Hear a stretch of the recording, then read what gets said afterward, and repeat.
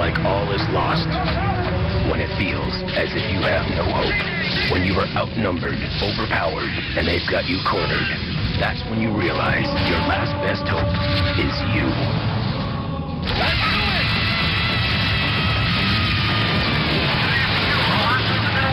Halo, Combat Evolved, rated M for mature. Hello and welcome back to Door to Door Gaming. This is our second bonus episode. We are going to be playing Halo Combat Evolved because Dalton has never played it, correct? Cameron and I are pseudo experts on it. Nerds. Thank you. And as with the last episode, we announced the big announcement that we have video now, right, guys? Right? Hooray. We're excited Yeah. because this is actually being shot before that episode shot. So,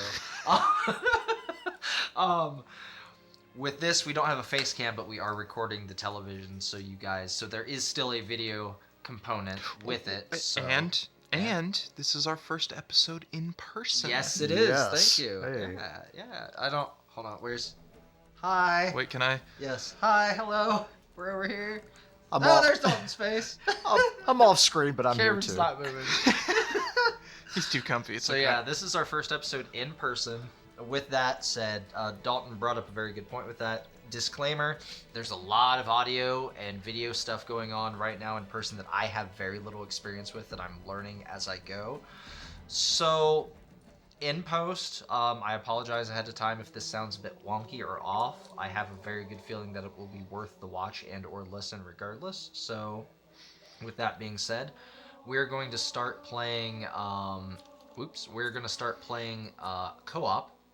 Cameron and I are going to pass off back and forth being player one. Dalton's going to be player two. And we're pretty much just going to talk about the game, Halo as a whole, explain a lot of stuff to Dalton that he doesn't know. Because, Dalton, if you would like to tell the viewers and listeners about your limited experience with Halo. Yes. So I have not played a lot of Halo, and that generally comes from the fact that God, I'm clicking things. You're good. But it comes from the fact that I started on PlayStation, and I've always been a PlayStation guy. Mm-hmm. And we had a 360, and it was known to eat and burn our discs, as most 360s are. And so, I never got into Halo because even before we got the 360, I was a Call of Duty guy. So even when we got a 360, I still just played Call of Duty. Fair enough. So the only stuff that I've really played from Halo is a couple levels here and there, not many, and I couldn't tell you from which games, when it was, what I did other than shoot things. That's fair. I had some experience with the Halo Infinite multiplayer that I played with a couple buddies. Okay. But All right. other than that, I'm quite in the dark for this one. Much like I was with Destiny when we did our last bonus, where Yes. you guys explained a shitload of stuff to me.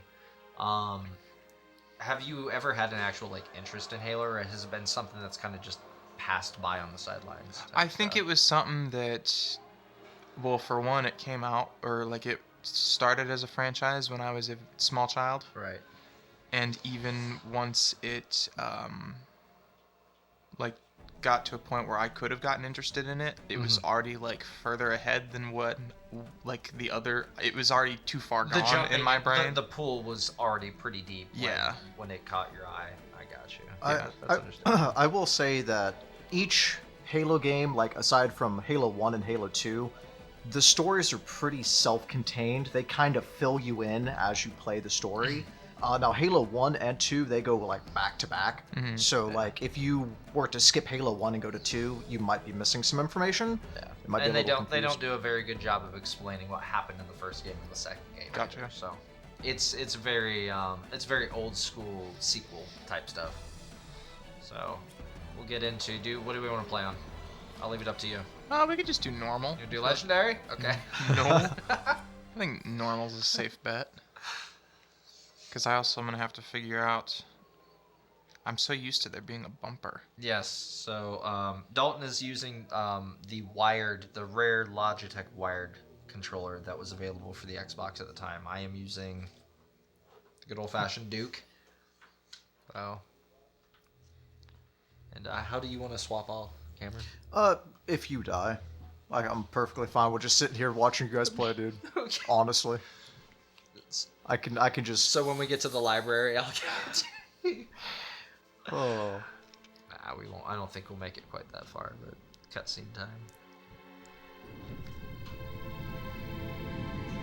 I'll give a little bit of lore after this cutscene because this is kind of setting up everything. Pillar of Cortana, Autumn. all I need to know is did we lose them? I think we both know the answer to that.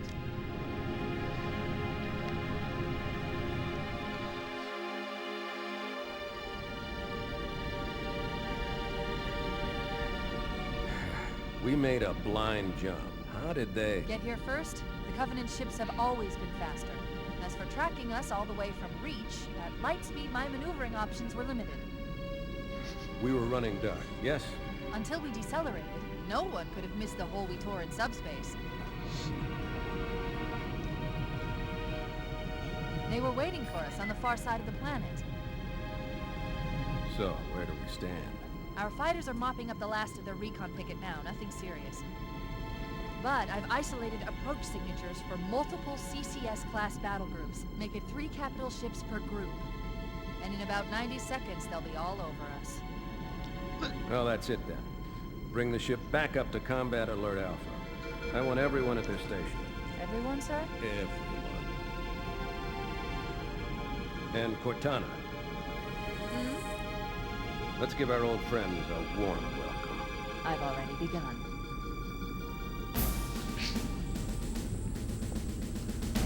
Attention, all combat personnel. Please report to your action station.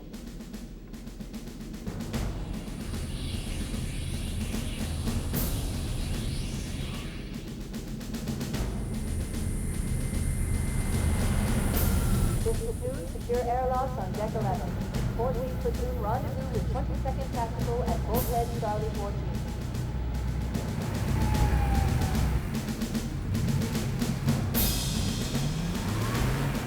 You heard the lady. Move like you got a purpose.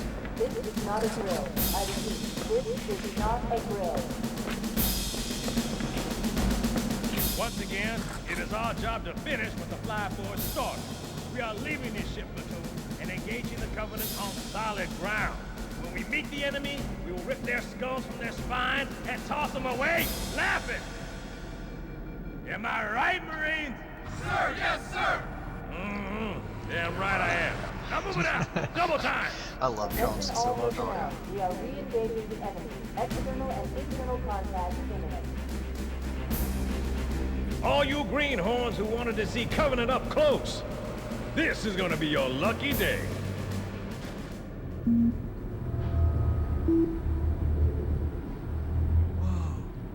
Sir? Right. Let's thaw him out. Okay. Bringing low-level systems online. Cracking the case in 30 seconds. Just their hands tapping on nothing because it's like right above where the keys are. Animation's He's hard, hot! man. Blowing the pins in 5.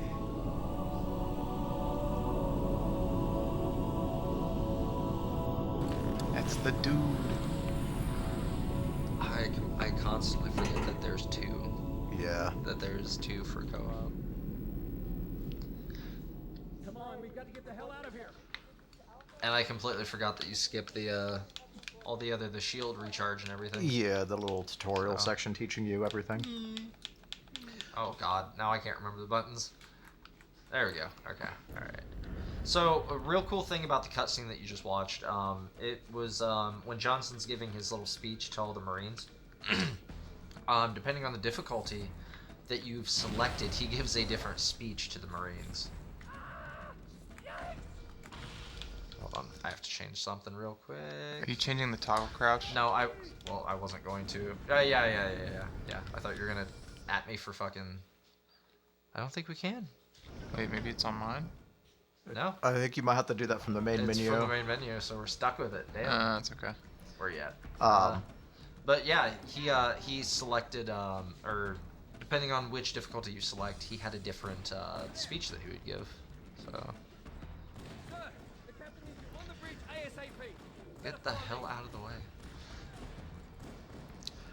So, just to get into a little bit of the lore here, just because Captain Keyes, the main guy that was talking there at the beginning, he had mentioned like how the Covenant had beaten you to this section of space that you went through slip space. Dalton, come here. What? I don't know if it'll let you zoom in, but do you know the movie Aliens? Or Alien rather? Not really. There's a for those of us that have seen it, Lost Calico Cat. The name of the cat that wanders the ship in Alien, his name was Jonesy. But anyway, I'm sorry. No, you're fine. There's like multiple Easter eggs on that board. Yeah. But yeah, Keyes. I'll get back to it after this cutscene. Captain Keyes. Good to see you, Master Chief. Captain. Things aren't going well. Cortana did her best, but we never really had a chance. A dozen Covenant superior battleships against a single Halcyon-class cruiser. With those odds, I'm content with 3. Make that 4 kills. Sleep well? No thanks to your driving, yes. So you did miss me. Report! It must have been one of their boarding parties. I'd guess an antimatter charge. Ma'am, fire control for the main cannon is offline. Captain, the cannon was my last offensive option. All right, then. I'm initiating Cold Protocol Article 2. We're abandoning the Autumn. That means you too, Cortana. While you do what? Go down with the ship? In a manner of speaking. The object we found, I'm gonna try and land the Autumn on it. With all due respect, sir, this war has enough dead heroes. I appreciate your concern, Cortana, but it's not up to me. Protocol is clear. Destruction or capture of a shipboard AI is absolutely unacceptable, and that means you're leaving ship. Lock in a selection of emergency landing zones, upload them to my neural lace, and then sort yourself for a heart transfer. Aye, aye, sir. Which is where you come in, Chief. Get Cortana off this ship. Keep her safe from the enemy. If they capture her, they'll learn everything. Force deployment, weapons research. Earth. I understand. The Autumn will continue evasive maneuvers until you initiate a landing sequence. Not that you'll listen, but I'd suggest letting my subroutines handle the final approach. Excellent work, Cortana. Thank you. Are you ready?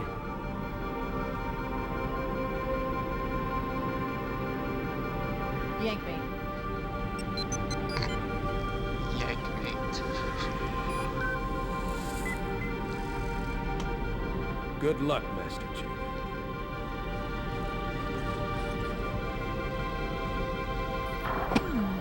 Your architecture isn't much different from the Autumn's. Don't get any funny ideas. I don't keep it loaded, son. You'll have to find ammo as you go. And to this day, I struggle to understand where the ammo is in this hallway. It's literally when you hit a checkpoint. Right yeah. there. Yes. That doorway right there. Anyway, you were talking about lore. So, when Keyes was talking about how the Covenant had beaten them to the section of space prior to you guys making it here, that is referencing Halo Reach, which was technically a game that came after Halo 1, but it is a prequel to Halo 1. It's the events that led up to this. Halo Reach took place on Reach, and it basically was in the process of being taken over by the Covenant. And as a last-ditch effort to save humanity, they basically got Master Chief off that planet. The character you play as. He is one of the last remaining Spartans.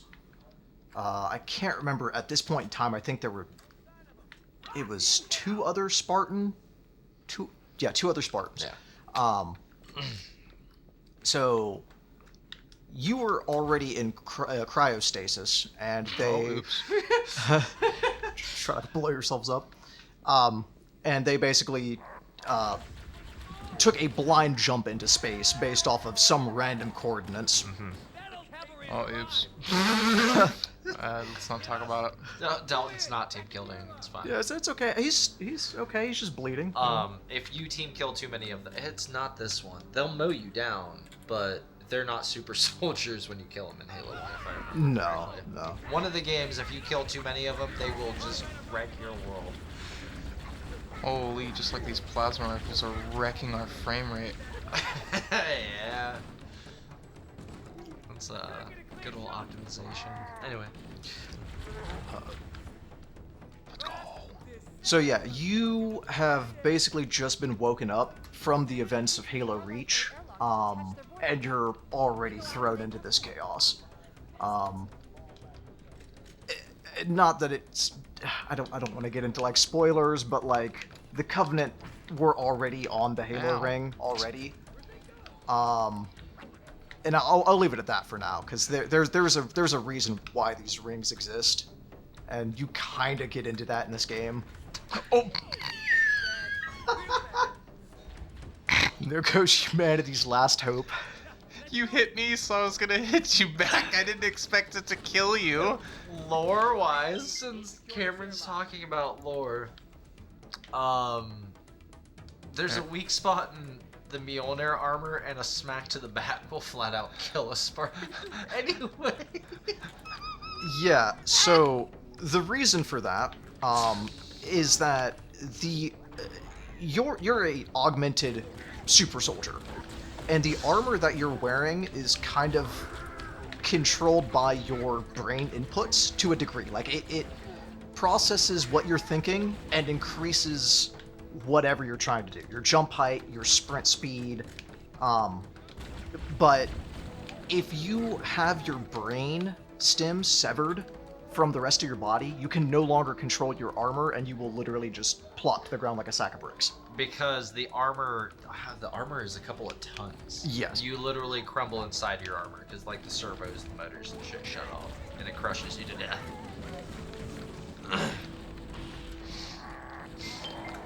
But that being said, since Cameron was talking about Reach falling a moment ago, going back even further, the Mjolnir program, or not the Mjolnir, the Spartan program is very interesting in that the Super Soldier program was not originally intended to fight aliens.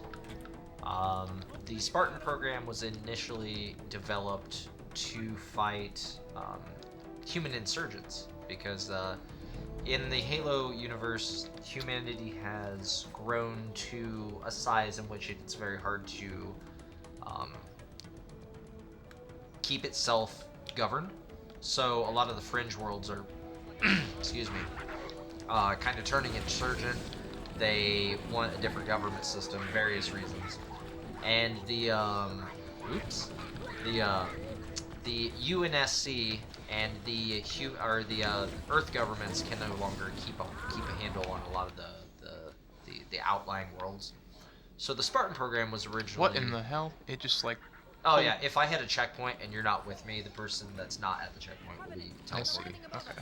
But yeah. So the Spartan program was originally designed to help quell that, and to do that, they wanted to use children, essentially as child soldiers, but bring them up through like a boot camp program at an impressionable age.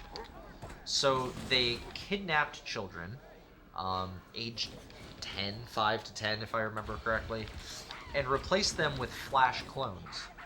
And the Flash clones are designed in a way to essentially die within days to weeks after they were replaced. So, for example, John, or Master Chief, his Flash clone died in a matter of days after he was replaced. And him and hundreds of other children were taken to the planet Reach to be indoctrinated into the military.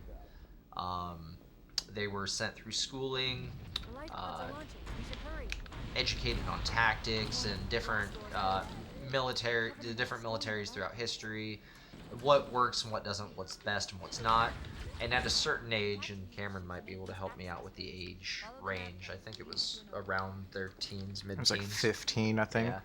They underwent a shitload of surgeries. Is the black button? It's the white one. White button is flashlight. They underwent a shitload of surgeries that did what you're gonna have to turn around and go the other way. That did wacky things like elongated their bones and replaced sections of their bone structure with like carbon grafts and just crazy shit. And the death rate for these surgeries was astronomically high. It was like 80% of the children did not survive. The ones that survived with no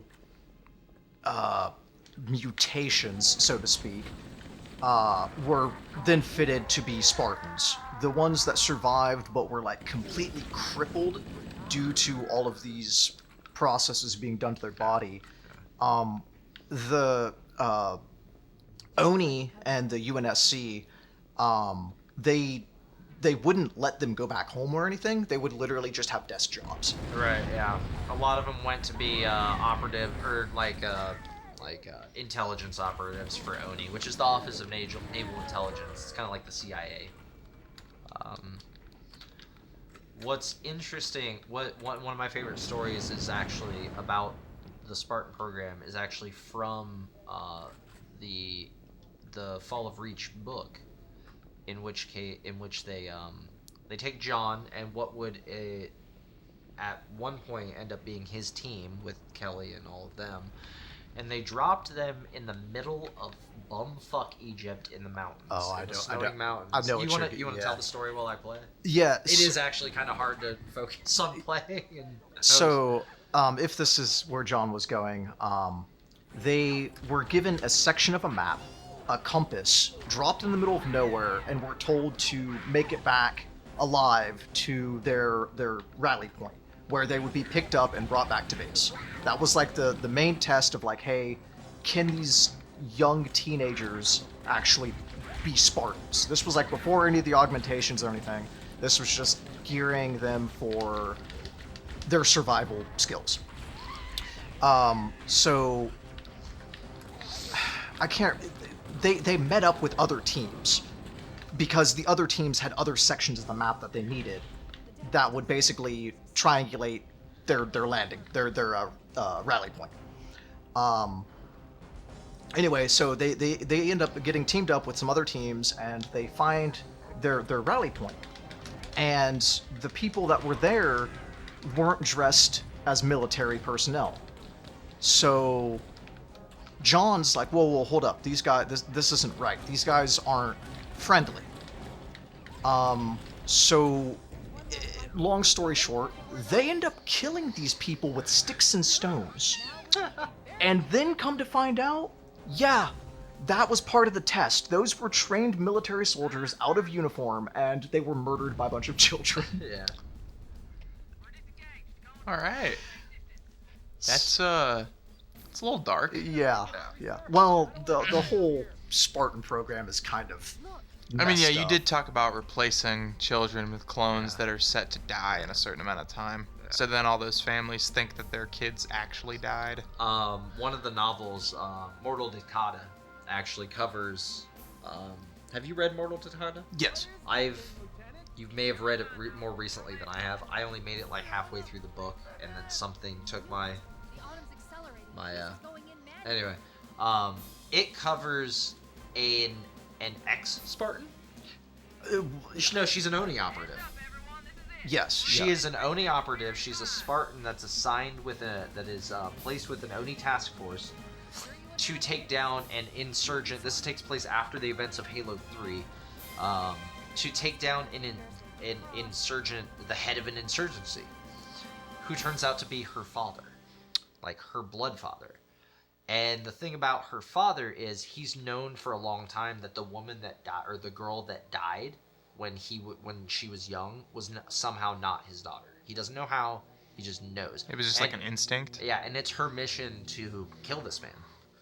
And the book deals with a lot of obviously mental struggles with that and stuff like that. So it's a really good read. Cowboy. I have touched this game a handful of times over the past couple days, and I cannot pull off the grenade jump over the canyon to save my life. But as John was talking about, there's a whole series of books that goes into. Yeah, John's got a whole tote of them. Yeah, we forgot to mention that John commandeered this room as his temporary nerd cave. We are at Cameron's house, and he is very wonderfully sacrificing part of his room so I can make an absolute mess of it with cables and collectibles. So thank you. But yeah, the books obviously have a lot more detail and story than the games do, because it would be hard to pack all that into a game. Right. But the amount of detail that they do get into this game, games, is staggering.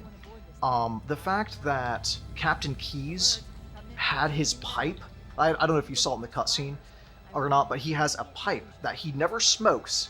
He just chews on the tip of it. It helps him like clear his mind and think better. They discuss that in the books, but the fact that they have that in the game as just a reference, like if you know about that, it's very cool. Yeah, Dalton, at the very least, Fall of Reach came out. The book came out before the game did by a week or two. Yeah, give or take. It was a co-release for both of them. So if you want, you can try and shoot these out of the sky. You can do it. Why not throw a grenade? I just tried to ADS for no fucking reason. It's a lot easier if you use the pistol. That thing destroys vehicles. Just like that. Yep, there you go. Those, however, you cannot shoot down. However, there is a really fun trick with the original Phantoms, in that the second the doors start to open, if you toss a grenade, you can glitch a grenade through there's a second where the doors have no clip. You can just toss a sticky grenade up in there as they're still dropping down and kill everybody inside. So, all of the Spartans, they were basically watched as children to determine what strengths they would have as a Spartan, such as very keen eyesight, abnormal like running speed, abnormal strength. What they found in John it still baffles me. What they found in John, after watching him, is his ability to calculate things to the point where he is just deemed as lucky. So that was the only like thing that made that they like, hey, this kid is so lucky, he needs to be a Spartan. Meanwhile, you have Kelly, who's a character that you won't ever see in the games up until like Halo 4. She is a very large part of the books, by the way. Yeah. All of John's team is very heavily referenced in almost all of the extended novels and the extended literature, but only in one game. But she's a master marksman with a sniper rifle, and her ability to pull the trigger on the sniper is so inhumanly fast that in between the round from the magazine cycling up into the chamber of the sniper to be fired, she can pull the trigger, fire a bullet, pull the trigger 3 more times before that next bullet even goes into the chamber. Whoa. Fun facts. This is Sergeant Johnson over here. He is a very large part of all of the games, up until 3 for reasons. However, in Halo 1, he was not deemed to like be an important character, so he's not invulnerable, and you can kill him. In every level, he comes back. You will see him in the next level when he shows up. That's really funny. You just fucking shot him in the back of the head. Oh, you said we can't shoot those ones. So, yeah, these enemies that you're fighting, they're all different races of aliens that have basically been conquered by the Sangheili. Yeah, well, or not the Sangheili, the prophets. Yeah. I don't know the actual race name, but they the prophets basically were like, hey, we're gonna like gather all of you up under the guise of this thing called the Great Journey, which they'll talk about. San Shayun. Okay. under the guise of this this great journey, which was supposed to be like their afterlife, so to speak. But it was something that they obviously like were a little. They were like leading all these races on, and if the races were like, hey, yeah, we don't want to be part of that, they would just destroy their entire planet. Whoa. Yeah. Just like, hey, you don't? Dead. Yeah, funny enough, San Shayum is Latin for worms of treachery. So Well, I did not realize. that makes sense. Although worms, I don't. No. If you look at them, they kind of like you never really do get a good look at their lower half of their body. They got little skinny, atrophied feet. That's why they fly around in hover chairs. Yeah. Oh shoot. They should be dropping off a warthog here in a second, Dalton. I'll come pick you up. There's if I remember correctly, there's one more there's one more drop ship on the other side of the beacon. Yep, it's over there. Is it? Then, Oh, I see. Landing now. After that, the warthog will be dropped off.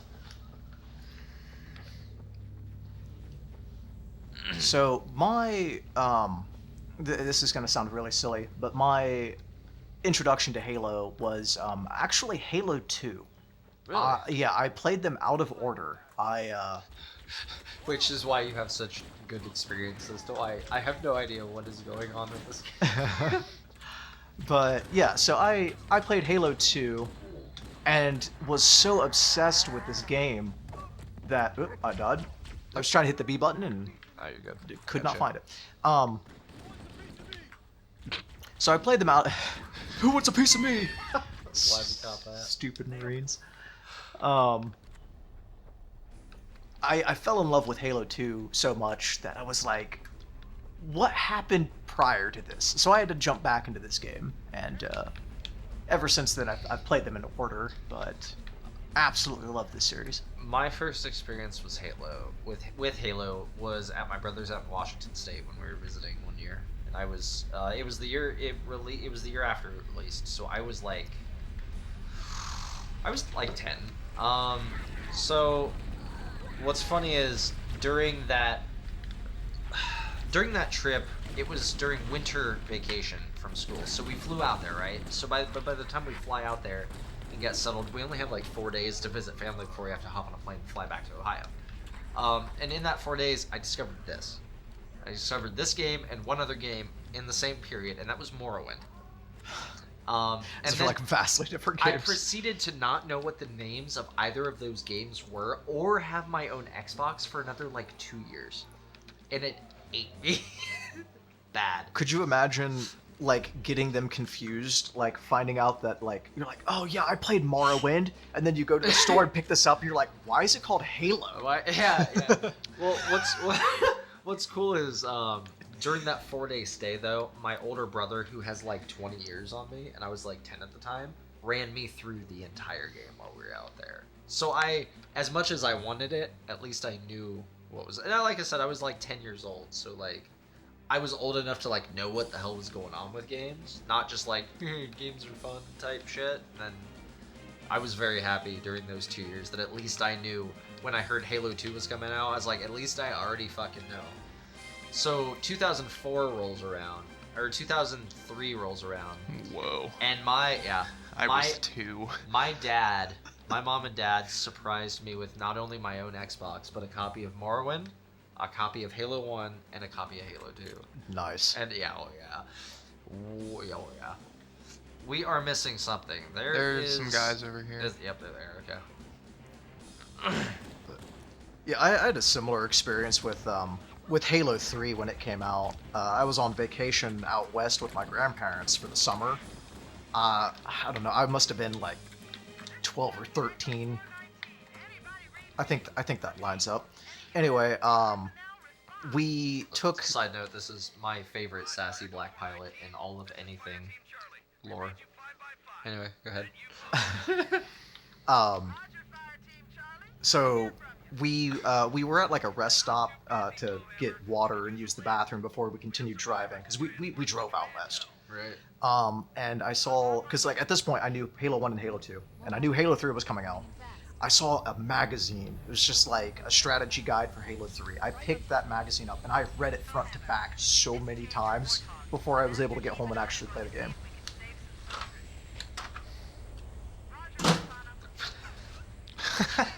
Not so subtle. It's been there the whole time. It's been there the whole time. I have no idea what you're talking about. You want to drive? All right. This will be fun. So Cortana, I didn't brush on this. Cortana is an AI that is basically programmed to help the Master Chief in any variety that a computer could do nowadays. Translate alien languages, give navigation, give a readout of the environment, like oxygen level, anything you can imagine that a computer can do. That's what Cortana is. Doing donuts doing the donut in the space donut. But I don't even know where I'm supposed to be going. down that way. Yeah, I'll just go. Yeah. If you get lost, I'll shoot in the right direction. This cave is not a natural formation. I love that line. It's like, obviously. This cave is not a natural formation. Like, But so Cortana, each Spartan had an AI, but Cortana was special because she was made from. Because she's hot. Yes. Sorry. Yes. Also. She was made by cloning Dr. Halsey's brain, and she's basically the person that came up with the idea of the Spartan program to begin with. You know, that wasn't probably the best way to go down that, but I made it down. that's the speedrunner's way. No, you got to go back up it though. We got to jump this gap right here. You were right. Wait, what? You drop down and then have to like cycle the ramp back up to jump. If you were speed running it, you would drop down and then immediately back up against that wall. And then, there you go. Yeah. I do remember at that winter I had a bitch getting over that ledge for some reason. Might have been my 10-year-old fingers. I don't know. Oh, that's a wall. Let's not. We're not Halsey. gonna talk about it. So yeah, Halsey was the creator of the Spartan program. She's. Oh. Why didn't you say anything? Bridge is out ahead. That's okay. That's okay. Off I go. Once it's safe, once the enemies are all killed, you'll spawn back in close to John. Yeah, there's a problem though. John's about dead and he's on his last mag. I'm gonna off myself anyway, for one particular reason. I let Dalton do that on purpose. However, we do not get the Warthog back if Dalton respawns, and it is a long trudge through these. That's fair. That's fair. So don't go down the bridge. No, we dismount here. I just want. I'm sorry, I had to. That was pretty funny. We head over here. Halsey? I'm sorry. No, you're good. I think I finished my thought. I mean I could go on and on because like I don't know when we're gonna sit down and play through every Halo game, so like I kind of want to go into stuff that's going to happen, but like I don't want to because it's like spoiler territory.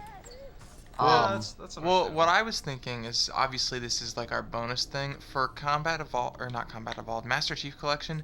Can you run the campaigns co-op online? Yes. Yes, it's still limited to 2 people though. Okay. Up until like Halo 3. Halo 3 you can play as Master Chief, Arbiter, and the 2 other elites that I can't remember. They're important, but I can't remember their names. Yeah. They're in the lore. I can't remember their name. They're important. Cameron forgetting something about lore? Wild. Well, all of the aliens have these really Was weird that you? names.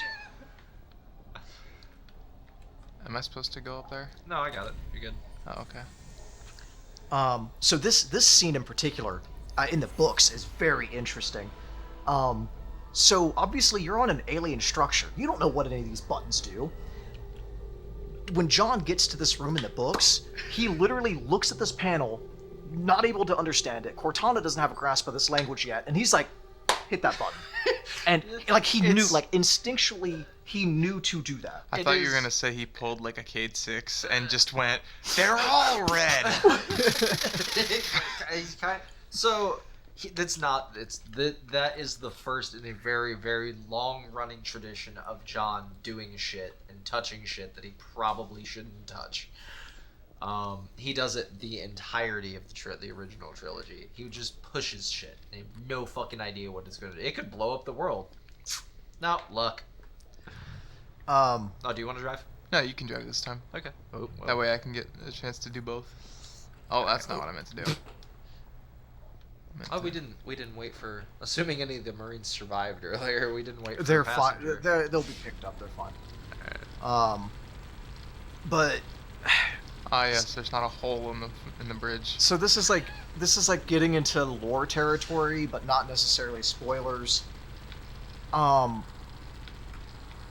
Why Master Chief is so quote unquote lucky and like he understands stuff that he probably shouldn't at that given point in time is because he's got genes in the makeup of his body from an ancient humanoid race called the Forerunner. And I know that okay. name. Okay. As you were saying it, Sarah's still been on. My partner is absolutely addicted to Mass Effect, and my brain was thinking Protheans as you were getting ready to bring that up. I'm glad I didn't open my mouth. Well, see, you said Forerunner, and I thought about the sidearm exotic from D2. that's what it's named after. I figured, yeah, because a lot of that, especially because it's got the same sort of zoom that the combat pistol has in this. But is that what it's called? Combat pistol? Is that what Magnum. Magnum. Oh, Magnum. But those genes in his system allow him to instinctually know certain things that he shouldn't. Being on the Halo Sniper ring. here if you want it. Ooh, yes. Being on the Halo ring being made by the Forerunner. Let's go. It's designed for Forerunner. So that's why John can kind of just look at something and drive away. Oh, what? I still hit What? There's no fucking what? you. Nope. Right to the dough. I'm surprised I didn't kill you, to be honest. Yeah, That's wait, hold fair. on. Okay. Yeah, I take on? Am I taking on the armor of the Warhog? You might when be. I do that? You might be. It seems like it. Because I just freaking headshot you. I know that sniper. Normally, That sniper's a 2-shot kill or a 1-shot headshot. What? Yeah. What are those? Those look like bombs. Beacons. Oh, I see. Just like little beacons. Oh, for the checkpoints. Yeah, that makes more sense. Oh my 10 FPS! Holy shit! This game is very well optimized. Oh, talking about optimization. Oh my god! If there's too many sprites going on at the same time, it will lag. Sprites include blood in this game, so Yes. you can just like shoot a dead corpse a lot And lag the shit and out lag of the game. Yes. Fun thing to do. Hold on. Can I? There we go. What in the? What is your game doing? I cannot see. Your camera. I can still shoot him through that. I just shot him through the ground. I've never seen that happen. I'm gonna die in here. Well, if there's a way to draw people from the audio side to the video side, this is it. Alright, anyway. I can't see. I'm using your screen to shoot because I can't see where I'm shooting. Anyway, we gotta go down the stairs. Gotta save those Marines Shit. that are stranded down there. Don't just shoot every. What were you actually talking about? This is a disaster. This whole episode is a disaster. No, you're good. I was talking about the fact that Master Chief has Forerunner genes. Oh yeah. In his DNA. Yeah. And That's why things have a tendency to just come alive when he shows up. Yes. And again, spoiler territory. In Halo 3, you meet one of the. John, you know I killed you, by the way, right? Oh, you did? It's Yeah, fine. because I It's couldn't fine. see. It's fine. Cameron can have it if he wants. Oh wait, are those teammates? No, those are not. Those are jackals. Teammates are on the other side. However, if you kill them, you still get the objective. I don't like killing the I Marines. speed ran this game a lot. Oh, so you like kill your teammates to get the checkpoint? So you kill the Or you kill the friendlies, I mean. Covenant. You kill the Covenant. Then you sidestep the bridge that you walked across. Chuck 3 grenades over there. Turn around, and walk the other. Kills everybody over there. Gets the objective, and off you go. Yeah, basically what we're doing is we're saving the Marines so they can be picked up as reinforcements later. But if you kill them all, they're like, well, there's no need to come and pick them up, so we'll just continue on to the next area. But I want you to experience this game in its entirety. That's fair. All its laggy glory. Yeah, I think I'll definitely download Master Chief Collection. Oh yeah, it'll. Because I still have that game. You know when I got that free Game Pass subscription where I was like, I'm gonna play all this stuff. You continue to pay for the Games Pass. For the past 2 months. Yeah. And I have not installed like a single additional title other than Forza Horizon 5 and Power Wash Simulator. Nice. I love Power Wash. Power Wash. Dude, it's so good. It's so satisfying. And the really nice thing is playing on Game Pass and stuff. I'm like an achievement collector type of guy. Like on my PlayStation, I always go for trophies. So being able to go for like gamer score and achievements on Game Pass games is pretty nice. And it links to anything that I would do on console, even though I don't have an Xbox. Oh, it does. I forgot about that. Yeah. Yeah, because you can link the accounts. I'm making big money moves out here, shooting these guys. Wait, so what got you guys into Halo then? Other than just being like teenagers when the game came out. I was, like I said, I was just drugged to my brother's house. I know you guys weren't teenagers. 4,000 miles like away, 2,000 miles away. How old I was 10. You were 10? Yeah, John was 10. I was 8, 7. 8. Yeah. Like I said, I was just drugged 3/4 of the way across the country, plopped it in front of a TV, and was like, "Here, play this while adults talk." But honestly. That's probably the best introduction to like a game franchise I've ever heard. It's like, hey, you don't have anything to do. Occupy your time with this sick-ass franchise that's gonna last multiple decades. Fast forward 20 years, and I've fucking thousands of dollars in the fucking hole for it. Yeah, but just in general, I liked sci-fi stuff growing up as a kid. I mean, I still do. And when I saw Halo 2, I was like, I need more of this. And it's been an addiction. I mean, to be fair, in the early 2000s, which is when this and Halo 2 came out, Halo 2 had a hell of a launch. Where did you park the Warthog? Oh, is this still down in that tunnel? Oh my god! It's not in the tunnel. It's in the foyer to the tunnel. All right. That's gonna be hard to get out. Okay. No, it's gonna be easy. You see how easy I got it in there? Dude, the hardest part is make sure you turn left and don't drive it off the cliff. Thanks. You're welcome. See, there it is. Because Halo 2 had like a very...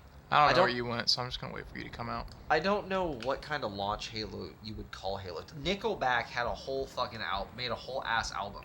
Woo. No, Breaking Benjamin made a whole ass album for Halo 2. Yeah. I can't remember the name of the song. Blow Me Away. Blow Me Away is a Halo 2 song. Now, they don't have the guitar lyrics. solo in the Halo 2, the guitar in the Halo 2 theme was done by Breaking Benjamin. Like, yeah, it was a huge launch. It's the equivalent. It would be the equivalent.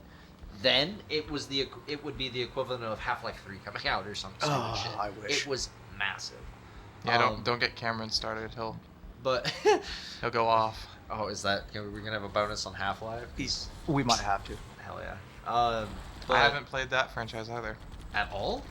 No, dude, it came out before I was born. I'm pretty sure. Pretty sure the whole thing actually may have came out before you. What year were you born? What year did Half-Life 2? 2000. Half-Life 2 is on this modded Xbox, so yes, it came out before you were born. Yeah, because I was born in 2000. At least the first game came out before that. I'm pretty sure. Half-Life 2. Or it came out like right around when I was born. I'm gonna Google it real quick. But yes, more topics revolving around how young I am.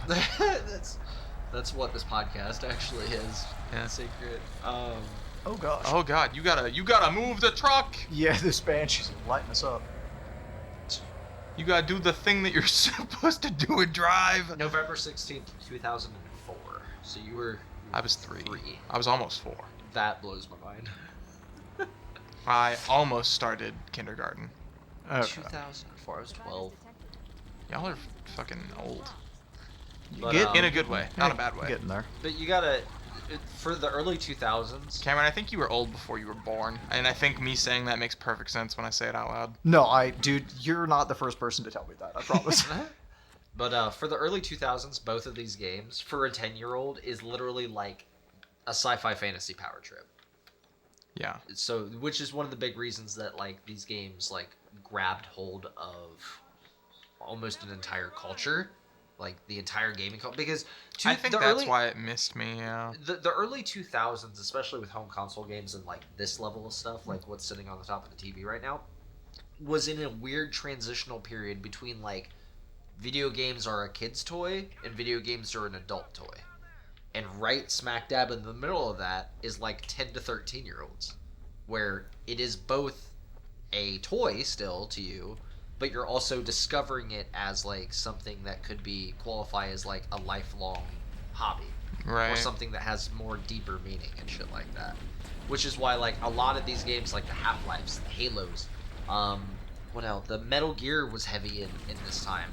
All this stuff that like traditionally GTA, even though like if you were 10 years old playing GTA, I was the 10-year-old playing GTA 3. I played GTA San Andreas one time, and then I blew a cop's head off. And my mom said I wasn't allowed to play it. That's fair. That's probably. I was like 7, so like it made sense. She was like, "Hey, you probably aren't. You're not allowed to play this anymore." Got reinforcements coming back up this way. Probably not. Yeah, I shouldn't let you. Yeah. And then I like convinced her at the age of like 15 to finally let me play GTA 5 when it came out. Or not when it came out, but like much after it coming out. Okay. What year did GTA 5 come out? You're asking the wrong dude. 2011, 2012. Okay. It's really that old already. And B, how old were you when it came out? Alright, we need to stop with the Dalton's age shit because it's just making me uncomfortable at this point. I was not old enough to purchase it legally.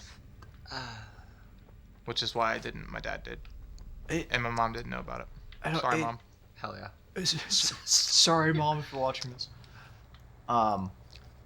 Yeah, I don't know. Oh, we're getting back in the trip? Yeah. Wait, your mom? Did your mom listen to Door to Door? I don't think so. Is there another? Shit, that's depressing. Oh, there's one more group of reinforcements in front of us. Whatever. Sure, if I actually don't think I told her. I mean, I have multiple kids in my house that listen to Door to Door, so they probably should, but you know, it's fun. Depends on the episode. Now, my mom's not a big gamer. She'd probably be like, she's not a late gamer. She might think I'm funny. She likes to laugh at me a lot. Like she laughs at a lot of the things I say and just the way that I talk. Right. That sounds depressing. No. It's a good thing. Like she thinks the way I say, like many people that we know, that even you guys have pointed it out before, that the way I say things can be amusing or entertaining. And I say it in like a. All right. So first off, I say it in like. In a you have a very good understanding of comedic timing kind of way.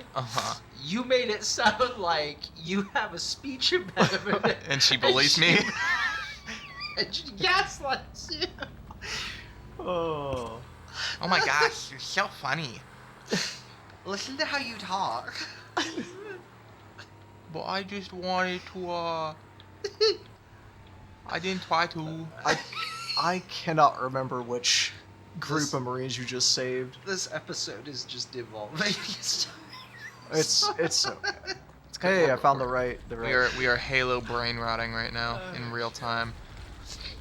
Bro, trying to shoot this fucking machine gun at 10 FPS is the most This might be the hardest game I've played in my life.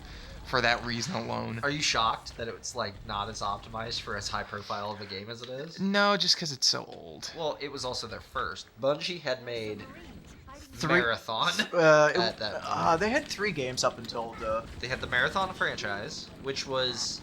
This took very heavy inspiration from. Marathon, the franchise that they're revamping? Yes. Yes, but in a weird way.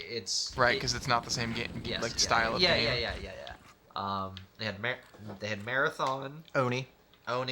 which fucking awesome game, by the way, which weirdly also tied into this.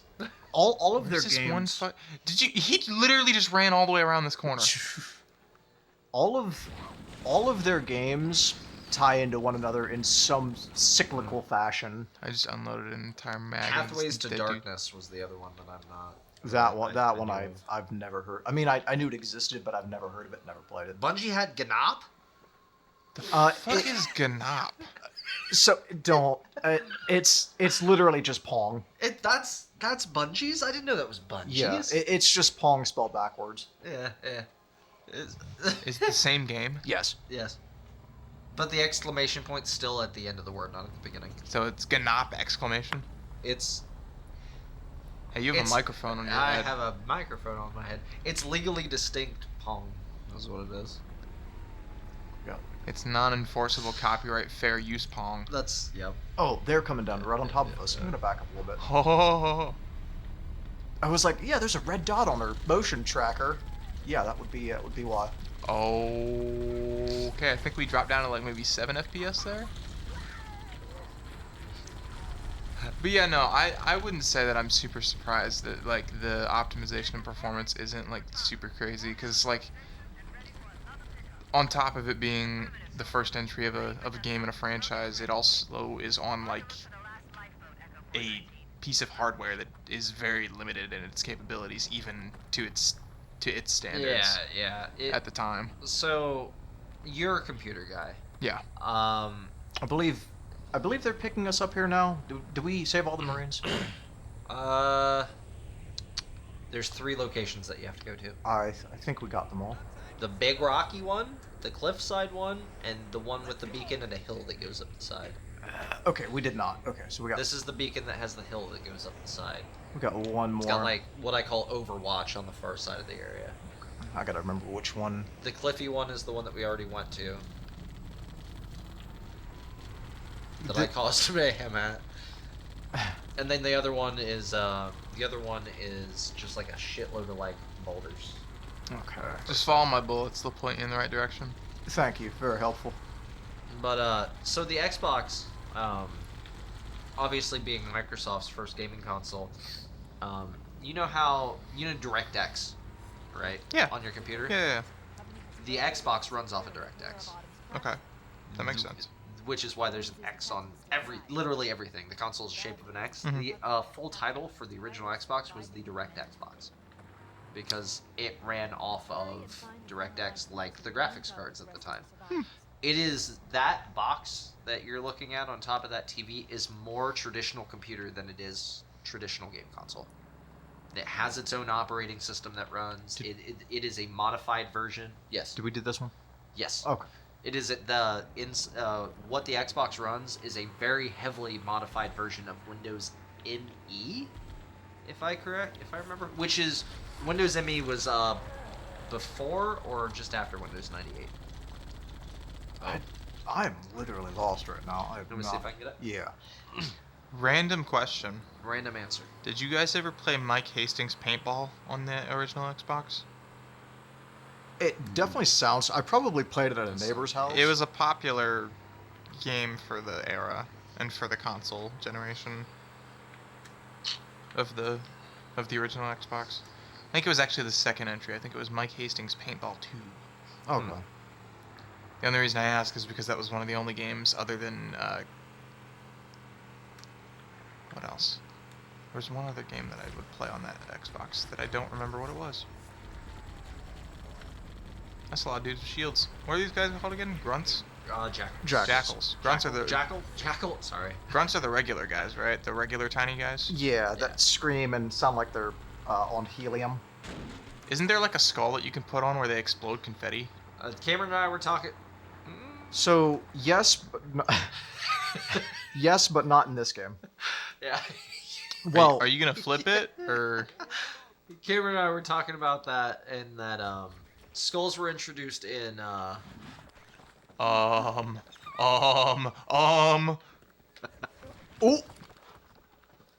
Did I just kill you? I'm gonna just let that Okay. Okay, It now should be reversible. yeah, now that it's on all fours. That's how you used your life. How useless do you feel? Get away from the rocks. Oh my god. I'm trying. I'm surrounded by rocks. I think we might have to get out here. And just Oh my god. I'm just gonna freaking. I'll drive. okay, just don't splatter me, please. No, I'm just gonna get out of the rocks. But you fucking pig! What the hell's going on with your snort, dude? It's like you got more nose than air.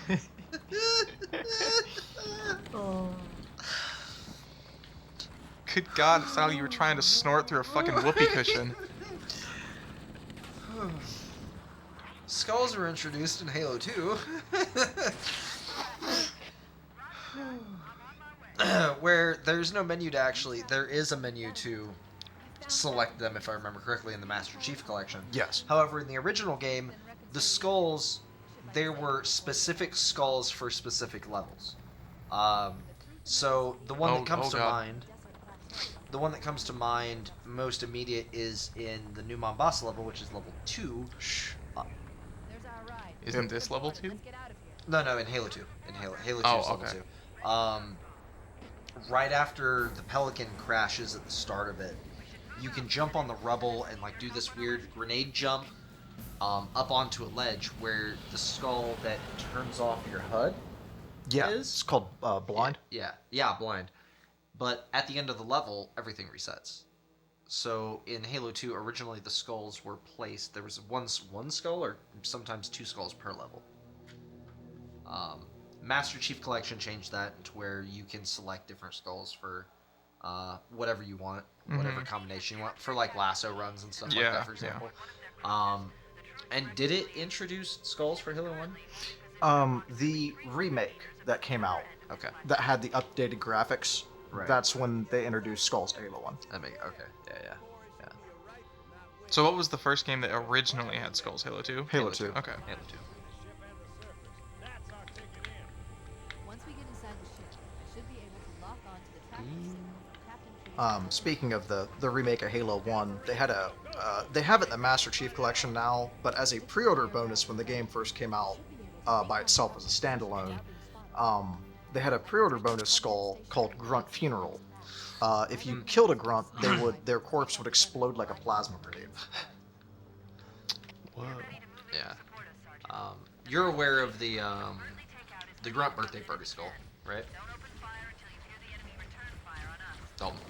What, the birthday skull? Yeah, the Grunt birthday party. The The one that I was talking about? Yeah. Where they explode confetti if you Oh, headshot them? okay, yes. Yes. Yeah. I missed that. Yeah, I think that was what got me started on the conversation, was bringing that one up. I'm gonna die. We're doing pretty good time-wise for Oh shit! being on normal. There are 2 missions that I get lost in. This being one of them. That last one one, was sorry. not very easy to follow. The library is bad for the uninitiated, but it's pretty straightforward. It's just as soon as you understand that it's repetitive. The one before the library, where the Flutter initially introduced, I get lost to this fucking day. Like I was talking about how Cortana can be used for like navigation. They realized that some of these maps might be confusing to players, and if you are wandering around long enough, Cortana's like, hey, follow this beacon that I'm going to put up on your heads-up display. And it'll like guide you, kind of like a waypoint marker in Skyrim. She sure as shit doesn't do that for the mission I just talked about. No. No, she probably did. I'm just too stupid to have caught it. Oh shit, grenade. What? I just watched you walk right into that. Yeah. This is a fun mission.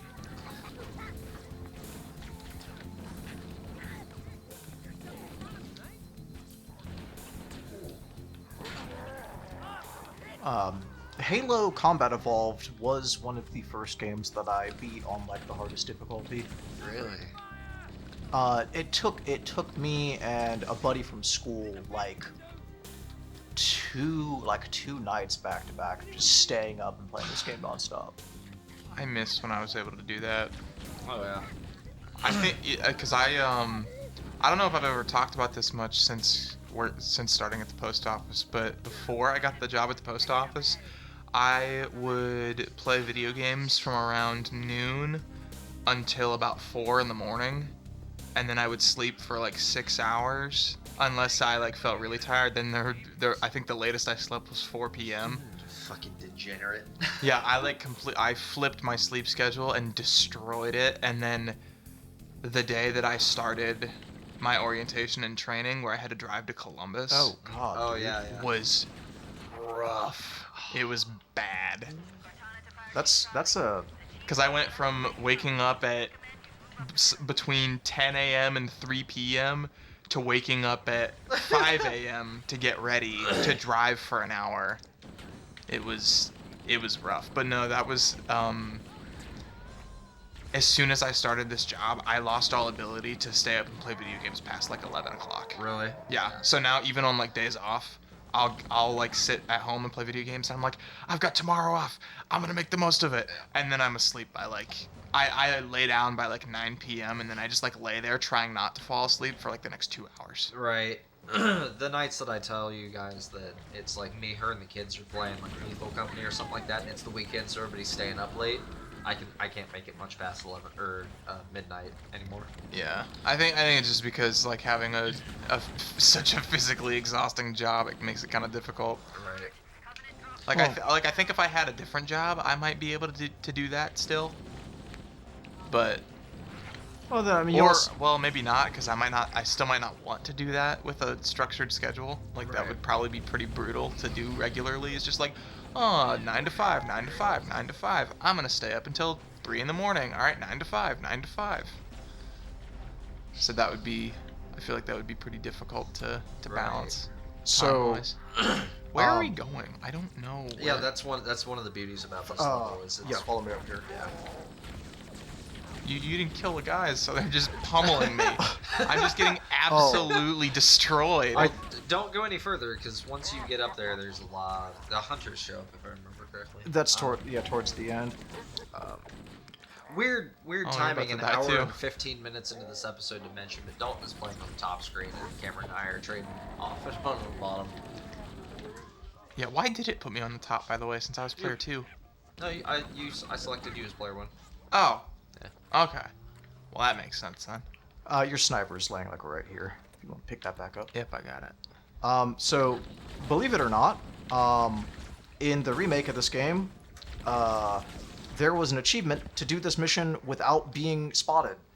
You got the sniper rifle, and you had to go through this completely undetected. Yeah, I saw it. Well, they were talking about how there was like a stealth element to this game. Is this in the original, or is this part of like Master Chief Collection? Well, the achievements in it. You can. Well, it depends. If you're playing Halo Custom Edition, there were achievements that tied to that. Yeah. Which is Custom Edition was a PC exclusive. It's not a PC. It is an exclusive, but it was a very heavily modded version of the game, is what it is. So essentially, Halo CE is Combat Evolved. The modding community got a hold of the game and realized that they could fucking rip the game code apart and mod it as people on PC do. And they essentially it was an aftermarket release of Halo, if I remember correctly, called Custom Edition. And the community essentially inserted a shitload of their own achievements, which, if I remember correctly, Bungie pulled a lot of those from the community for the remake when they did the achievement system for this on the 360 when it came out. That would make sense. Yeah. But yes, there is quote-unquote a stealth element to this game, but not in the sense of like Skyrim, where like if you're crouched, you get like a little icon saying, "Hey, you're not detected." It's just kind of like, hey, either they see you or they don't, and you just kind of have to play it by ear. It's rather rudimentary. If nobody was looking at you when you pulled the trigger and nobody saw their friend die, then yeah, you're still stealth. Yeah, because I saw when we first started the mission, it was like, all right, make sure to remain undetected. And then as soon as they said that, who I don't know which of you started the mission. Was me. Oh yeah, you just like immediately started blasting. And I was like, oh, so much for the stealth. There's large portions of the game you can get through by so remember how I mentioned that a single smack to the back will kill a Spartan? It's like that for almost all enemies in the game. And there's large chunks of this game that you can get by being stealthy and just smacking people in the back. Gotcha. I mean, to be fair, if a multi-ton war machine punched me in the back of the head, I would hope I died. You would hope you died. Yeah, would you really want to sit through that pain? So a couple of hunters are gonna come down, Dalton. And the trick with them, the easiest way to dispatch a hunter, is there's a small section of orange or they're also called the Legolo, is their species name. Were they the dudes shooting the goop? The green goop? Yes. Okay, the first one that spawned, I just blasted him with the turret and then he died. Yeah. The quickest way to dispatch him one-on-one if you can't get away from him is there's a small patch of unarmored stuff, which I'll explain in a minute, on their back, in the small of their back. If you can sidestep them, on all difficulties except legendary, a single shot from the Magnum in Halo 1 will take them down. But the reason I say stuff is because the Legolo are actually, they're orange, okay? Now imagine a bunch of orange earthworms became sentient in a hive mind-like faction and then gripped onto each other to form things. And one of those things, here they are. Clad in, they put armor on and gave them a gun. Okay. Halo Nightfall actually has to do with a group of Oni. Damn, they shot me right out of the turret. Spartan lock. No, it's they're Mark 4s or Mark 5s? Mark 4s? Yes. It's a bunch of Mark 4 Spartans get stranded on a planet full of Legolo. And at one point there's so many hunters or Legolo that the ground is moving. It's horrific. Okay. Yeah, those were hunters. I think what was shooting at you that you got confused with was a jackal with a plasma pistol. Because it plasma, unless it's blue in this game, it's green. Ow. Oh man, I lost my sniper. Your view of that, Cameron, took me to red. I have everything's a red versus blue reference. Just when he gets the plasma grenade stuck to his face, he's like, "What is it? Is it a spider? Get it off!" It's like, no, it's blue not. And pulsing. It's a blue pulsing spider. Get it off! It's like, I don't want to touch it. Wait, so what are we doing now? We got some reinforcements that are gonna storm the ship with us. We're gonna go up this gravity well and take the ship out from the inside. This is a nice cutscene too. That's pretty cool. Into the belly of the beast. Because like obviously Master Chief weighs much more than a standard Marine, so it takes a little bit for him to get off the ground. For a brick, he flew pretty good. That was a nice, funny touch. Oh, I went the wrong way. It's this way. It's this door, if I remember correctly. Yeah. No, it's this one. I can't remember. There's a way to glitch out of this room, too, and I can't remember how to do it. Watch out for the invisible elite. Yeah. Yes, energy swords. You cannot obtain them as a weapon in Halo 1. Aww. Yeah. They were this super mysterious, like, fuck you weapon that everybody was terrified of in the first game.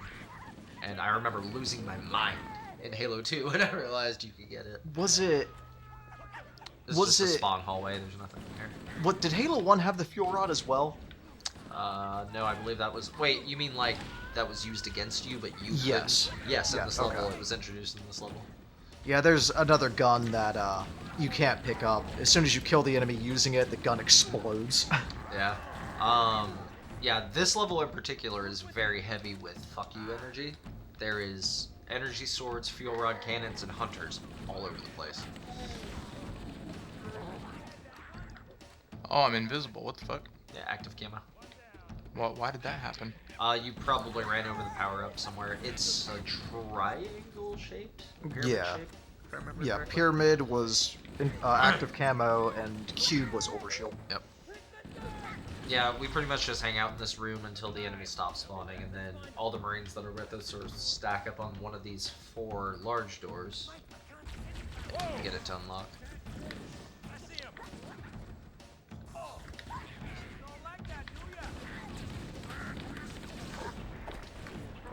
Ow. I shot you? How? You shot me through him. Oh, oops. Oh, you're good. And instinctively, I keep trying to dual wield stuff, and that's not working. There it is. There's that door. Oh, oops. Hunters. Oh, I don't have a magnum. What the fuck is this? Oh no, I was looking at the sniper rifle do the same thing. What is happening? He's just trying to whack you with his club fist. I was looking at the I missed. I'm getting clubbed. I was looking at the Warthog that's totally been sitting on the table in front of the TV the entire time, Cameron. And it reminded me about all the art changes between Halo 3 and Halo 4. In that I love what they did with the Warthog, but I hate to this day what they did with the Pelican. That's fair. That's fair. What do you Well, I can't stand the newer Pelican. I hate it.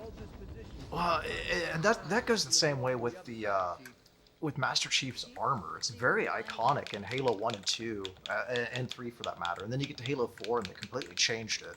And like, yeah, I know the armor's like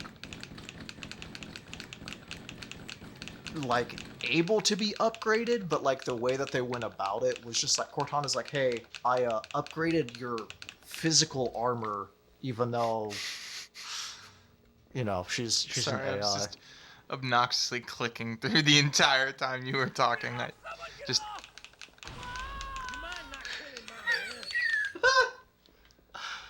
I'm sorry, Cameron. Who's this guy? That's Johnson. That's Johnson. Wait, I don't hold know on, if he'll hold yell. on. Oh God! We're supposed to be waiting for this damn door to open, but I can't remember how the hell to do it. Hey, they're Hold all on. dead. Didn't that door close behind you and you have to continue onwards? No, that's where we No, came in that's the from. one up here. Oh. There's something with this, and I can't for the life of me remember what it's about. What if there was just like one grunt? This door's open. Hey, look! Okay, let's go this way. Oh no, yeah, no, Hey, no, no. it's this way. That door locks. You're trying to get to the other side of it. Yeah. I remember. Yeah. I remember. Anyway. Yeah. It's in the spare bedroom.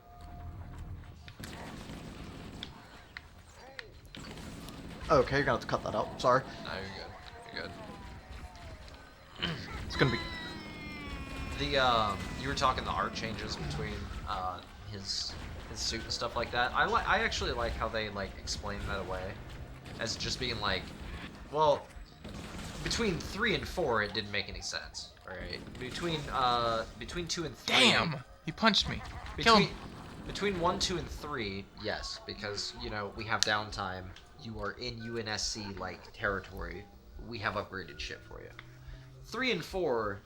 That never made a damn bit of sense to me. Well, and like that actively irked me because he went from, let's say, this armor into a cryopod, and then out of that cryopod in Halo's 2 armors, for example. Halo 2's armor, for example. What? From my understanding, the armor itself has the ability to be upgraded to a point with AI assistance. Hey, teamwork. But the fact that it's like a completely different look, and Cortana's like, "Hey, I upgraded your armor," and that's the entire explanation. Yeah, it's like, what? Sorry, excuse you? You did what to me? It's like if you were to update the firmware on a computer and then the hardware changed because it's like, what? It's like, no, don't get me wrong. I am very impressed. I just want to know how. And they, to be fair, of course, it's the same thing with like the Pelican. It's like, oh, it's the new version of it. You know, it's upgraded hardware. You could argue that, you know, real life teaches us that you're gonna see 5 new Pelicans and 35 old Pelicans for a while. You know what I mean? Take the mail trucks, for example. But it just, I don't know. It's more of a design aesthetic. I really just really do not like the new Pelicans. What the hell? And a lot of people did. I liked just about everything else that they changed except that. And it really rubbed me wrong bad for a while.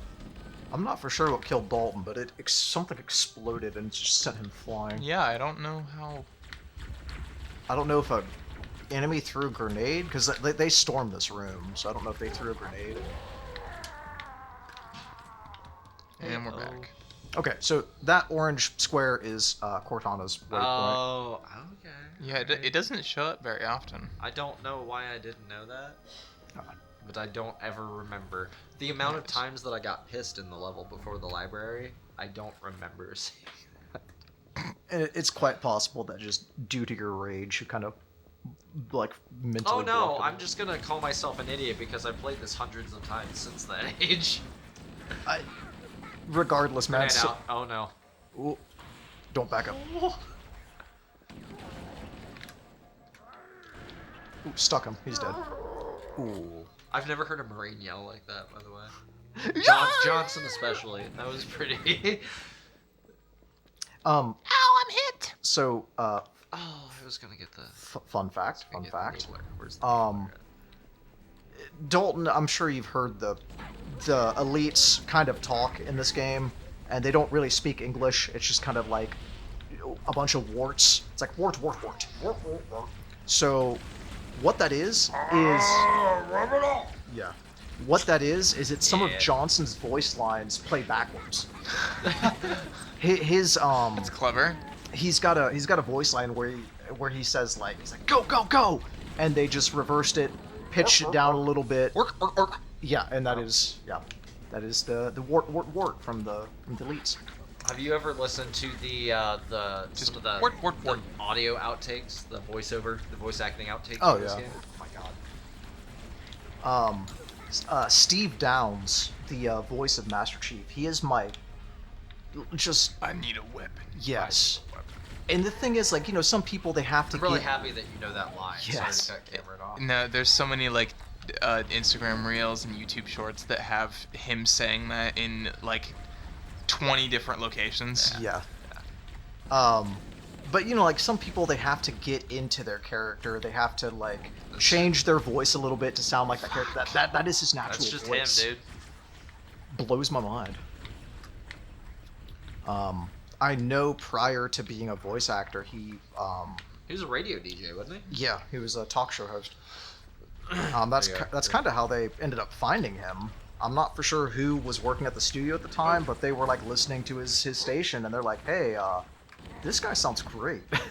Also, pro tip: no matter what kind of weaponry the grunts are carrying or how many grenades they're chucking at you, if you take down their leadership, they will scatter and run.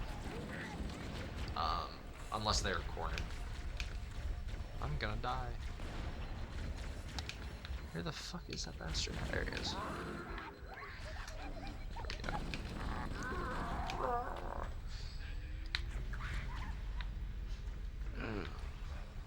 What's your favorite level, Cameron, in this? Halo 1? Yeah. That's tough. I like the Pillar of Autumn, but I also like the Dude. I like the Warthog run too. Warthog run.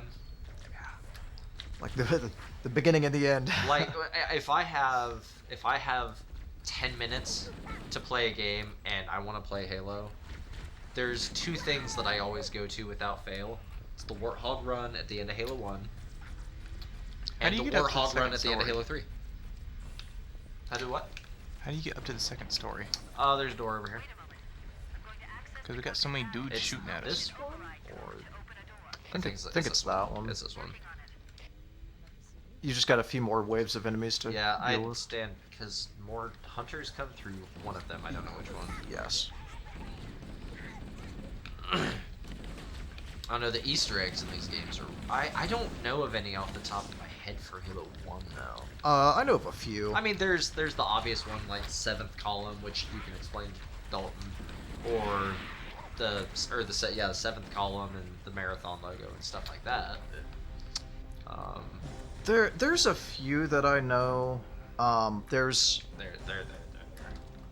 I think it's like the last level on the Warthog run.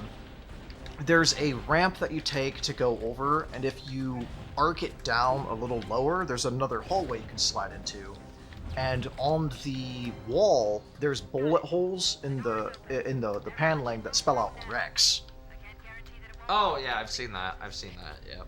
And that's a reoccurring Easter egg in a lot of the Halo games. Who was the in Halo 3 on the last level before you actually go up to Fiddlefuck with the key? There's that cave that you can rocket jump across or grenade jump across, and there's the gif of the floating guy. Oh yeah. Who is that? Was that one of the developers, or is that?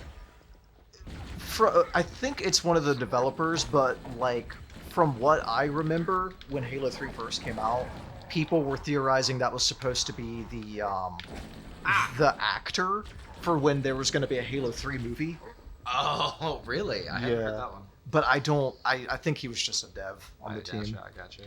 All right.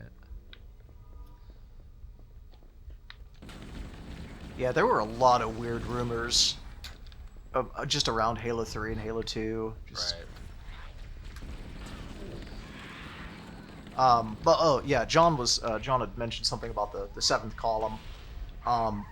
Bungie, even I'm not too informed as to the whole seventh column thing. Bungie as a studio has a fascination with the number 7 for some reason. It's fucking everywhere if you pay attention. Yeah, it literally everywhere. And they came up with like this logo that can be found in multiple of their games called the seventh column, which is just like a circular design with like pillars, and like the seventh pillar is like the one that takes up a majority of it. Why 7? I have no idea. Yeah. But I'm sure there's people that are a little more well versed with the studio. Viewers and or listeners, please let us know the history of the seventh column so we don't have to do the research ourselves. That's a shill, right? Yeah. A shill. Yeah. The only other thing that I can think of that was this door over here.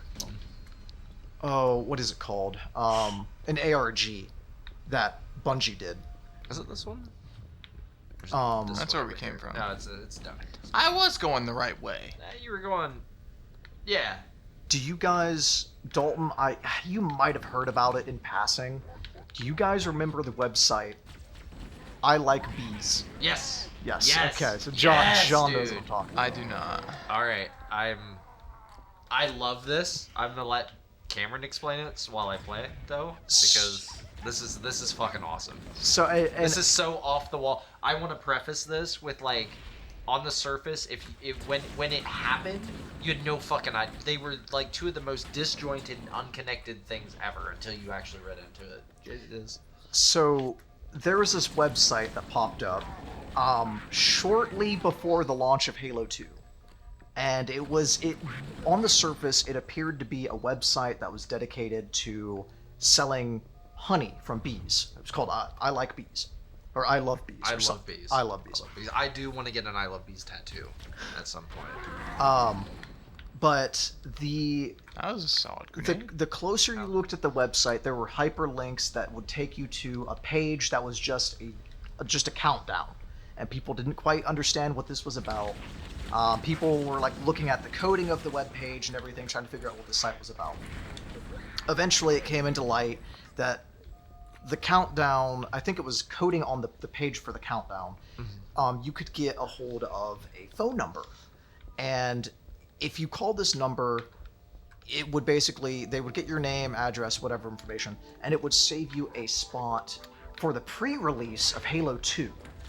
That was supposed to be like before the midnight release of the game. Right. And there were only so many people that were allowed to be at this pre-release. And this is where it gets really crazy. Apparently, somebody who got a hold of this number was calling from a payphone in the middle of a hurricane. Yeah. So they're like, hey man, like you need to get to safety. Like we got your name and everything. You need to you need to not die. Yes. Yeah. So it shows the dedication of some of the fans, where they're calling from a payphone in the middle of a hurricane. Yeah, that's wild. Yeah, that was one of the bigger events that is like looked back with like. There's a lot of community love for like if you get around a group of Halo fans that have been like around for a while, and you just utter the word "I love bees," you'll get people that just like get a smile on their face. Bungie. So I know the last bonus we talked about like Bungie kind of doing a lot of funky shit with the community and like with the development processes and some of the decisions that they've made with Destiny and stuff like that. The thing is, you gotta remember that a company is not a face. A company is made up by the people that are in it, and over time those people change. This Bungie is vastly different to the Bungie that has anything to do with Destiny. Mm-hmm. The Bungie of Halo 1, 2, and 3 is literally like peak game dev. They knew how to run a community. They knew how to love their community. It's one of those things where there was so much respect that, like, if, for example, I can't think of a situation where it actually happened, but if the community would feel lost for whatever reason, Bungie would guide them with their hand. If Bungie seemed off, the community would guide Bungie with their hand. There was a huge mutual respect between the Halo franchise and Bungie and the people that played it. Shit. Fucking energy sword. Oh. That's a big thing with the energy swords. They just look like lightsabers in the first one. Yeah, so right now you are like freeing Marines that have been captured. That room you're walking into is like a holding cell, a prison. Yep. Fucker. There you go, got him. Oh yeah. Captain Keyes is one of them. I'm pretty sure you can dome him too. Yes. There's no, as Bethesda would put it, there's no essential NPCs in the first game. Well, that actually does in this mission. You will fail if he dies. Oh, it does? Yes. There's like a little mini cutscene, and you just get sent back to the last checkpoint. That's kind of funny. Every time you say that, it reminds me of that. Is it American Dad, Family Guy? He's kind of funny. He's alive. He's kind of funny. He's kind of funny. He's alive. For now. Spoilers. Yeah. No. Even if you know he dies, the way that they show it is kind of. funky. While the Covenant had us locked up in here, I overheard the guards talking about this ring world. They call it Halo. Roll credits. Find out next week on the next episode of Dragon Ball Z Super. Can I say a word to you concerning Key's death? That's always been on my mind, but I've never said it to another like Halo person. I just want to say the one word, and I want to gauge your reaction to know whether or not I'm insane or not. Paper mache. Whoever controls Halo controls. Thank you for that reaction. I know I'm not okay. I know I'm not crazy. I mean, that's yeah. I want to move the camera so bad. Dalton has the look of utter confusion on his face. Like a paper wasp's nest or something. Thank you. Okay. Well, I mean, to be fair, the flood in Halo Combat Evolved, they looked like paper. I don't. Dalton's so lost. I have a new mission. I don't want to get into this because it is spoilers for this game and this. And game, don't do it. I'm not going to. I'm not going to. I think paper mache got to him. Yeah, Dalton, you're probably like, that's probably like tumbling through your head at a million miles an hour. You know you're what's like, funny? When he plays through the whole thing, it's going to be with updated graphics, and it's not going to make any sense at all. Ah, shit. Oh, fuck, I forgot that, yeah. Oh, But- I'm out of grenades. Yeah. Wait, so is this still the same mission? Yes. Okay. You've We are now backtracking. to the bridge that you came in at is where you're going to leave. Oops, sorry. Yeah, Dalton, whenever you like want to sit down and actually play through all of Halo, let me know. Yeah, for sure. Oh, yeah. because I will be down to clown, man. I will absolutely be on that chat. Damn, I killed all of them. Look at you go, Super Soldier. My You one Mark grenade. 2? Mark 2? Mark 2. Wow, I should not be having that brain fart. Wait, so we're letting these guys out now? Yes. Yeah. Hello? I want to push the button. I thought I... Oh, I already hit it. I'm sorry. You did. No, you're fine. It's fine.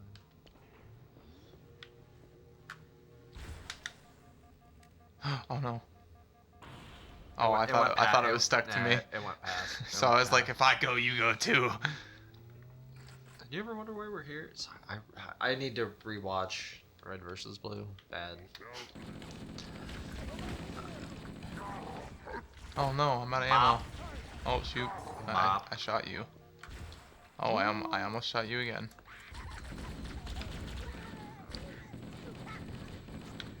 Alright.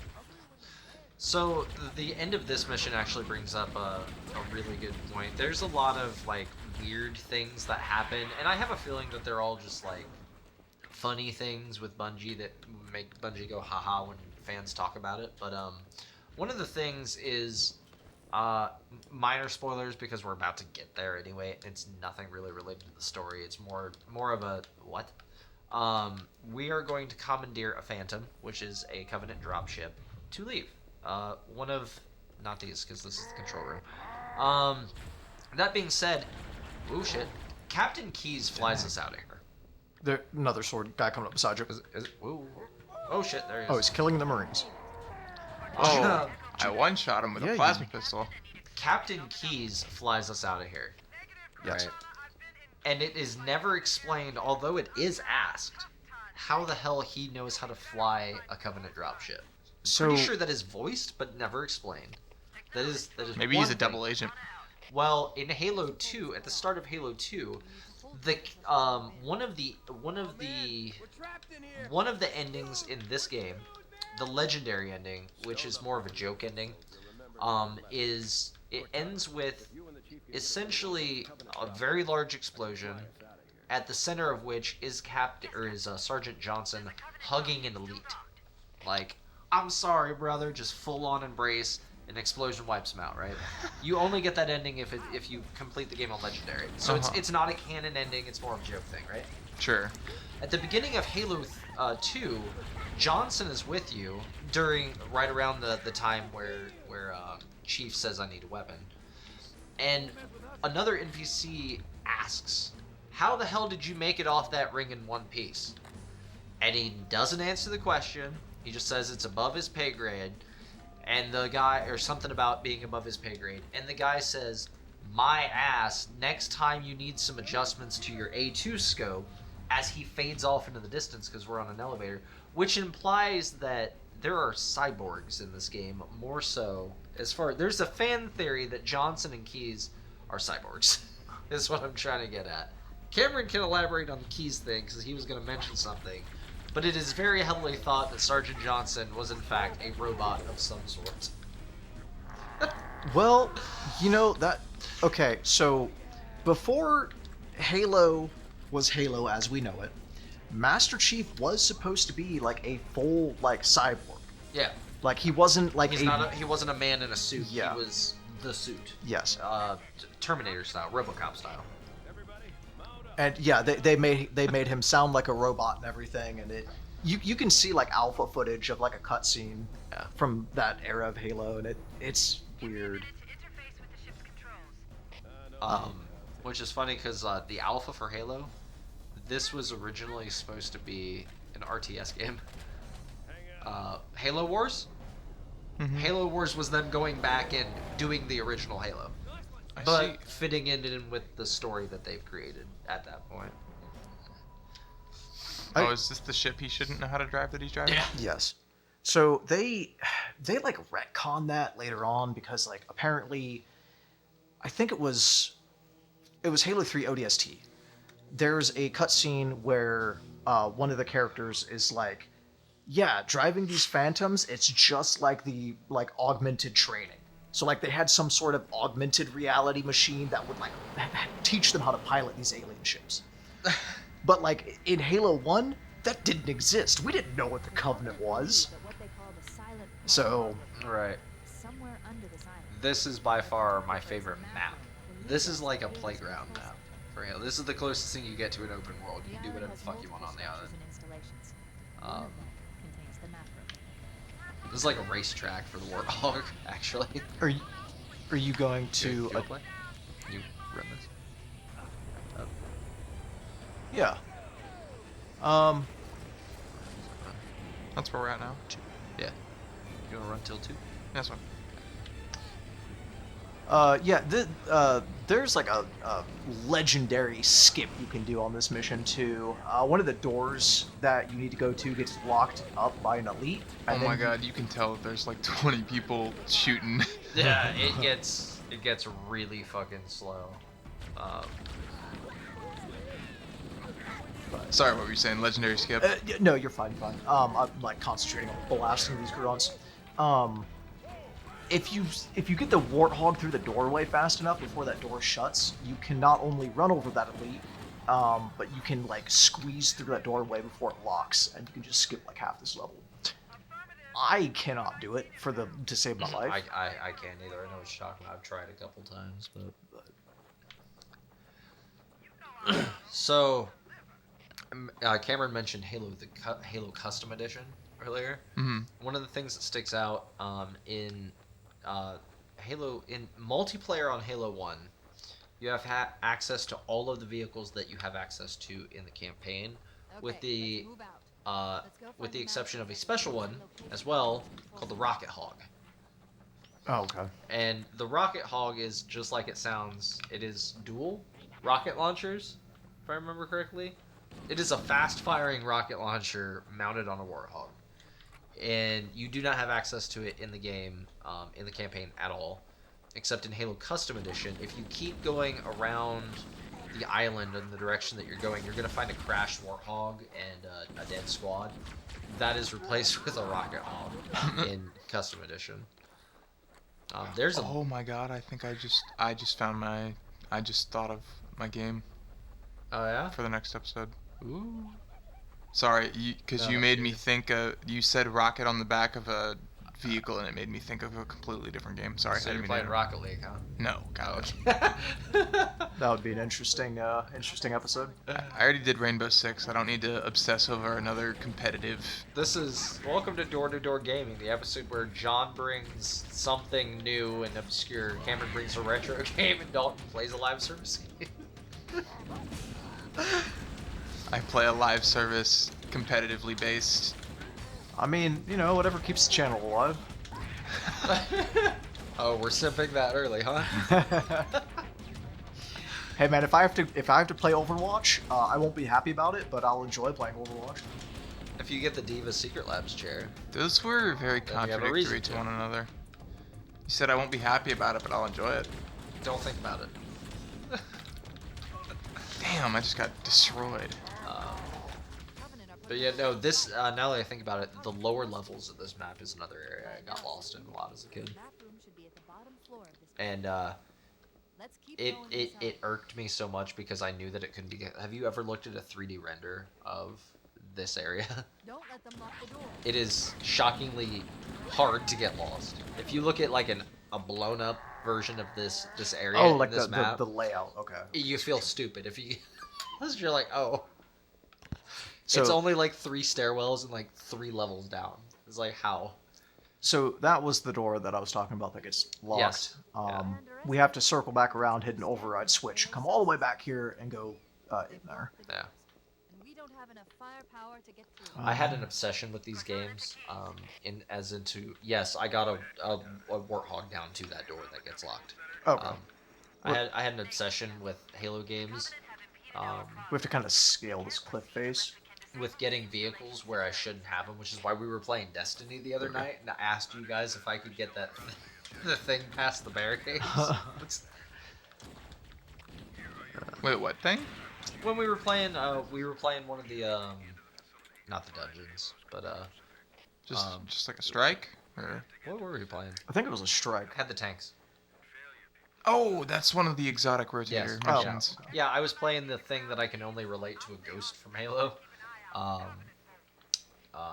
looked like it had like slingshots on the side, floated. Oh, the interceptor. Yes. Okay. Oh yeah. Okay. You guys ran off, and I was trying to like glitch the interceptor up over the fucking barricades that wouldn't let vehicles go past. Oh yeah, because it was like the tank spikes. Yeah, because of the shit that I've done to these games. Okay, I am taking a lot of damage. I don't appreciate that. There is a little hallway in the cliffs up here that we need to go up. Yeah, I'm following you. Okay.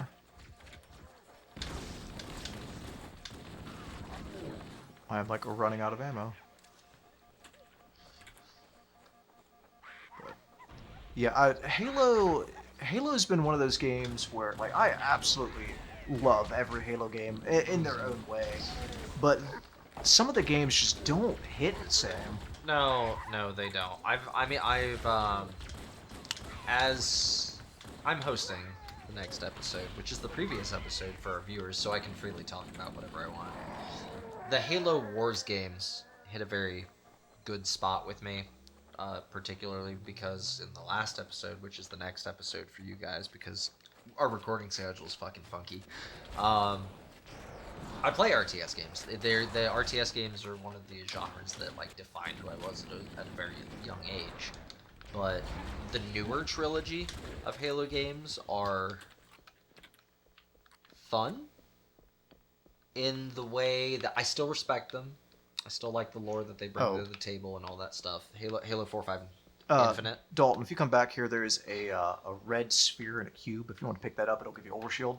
However, they're just more fun in the way that like watching the Resident Evil movies, for example, is a good time, but you're not gonna take it super seriously.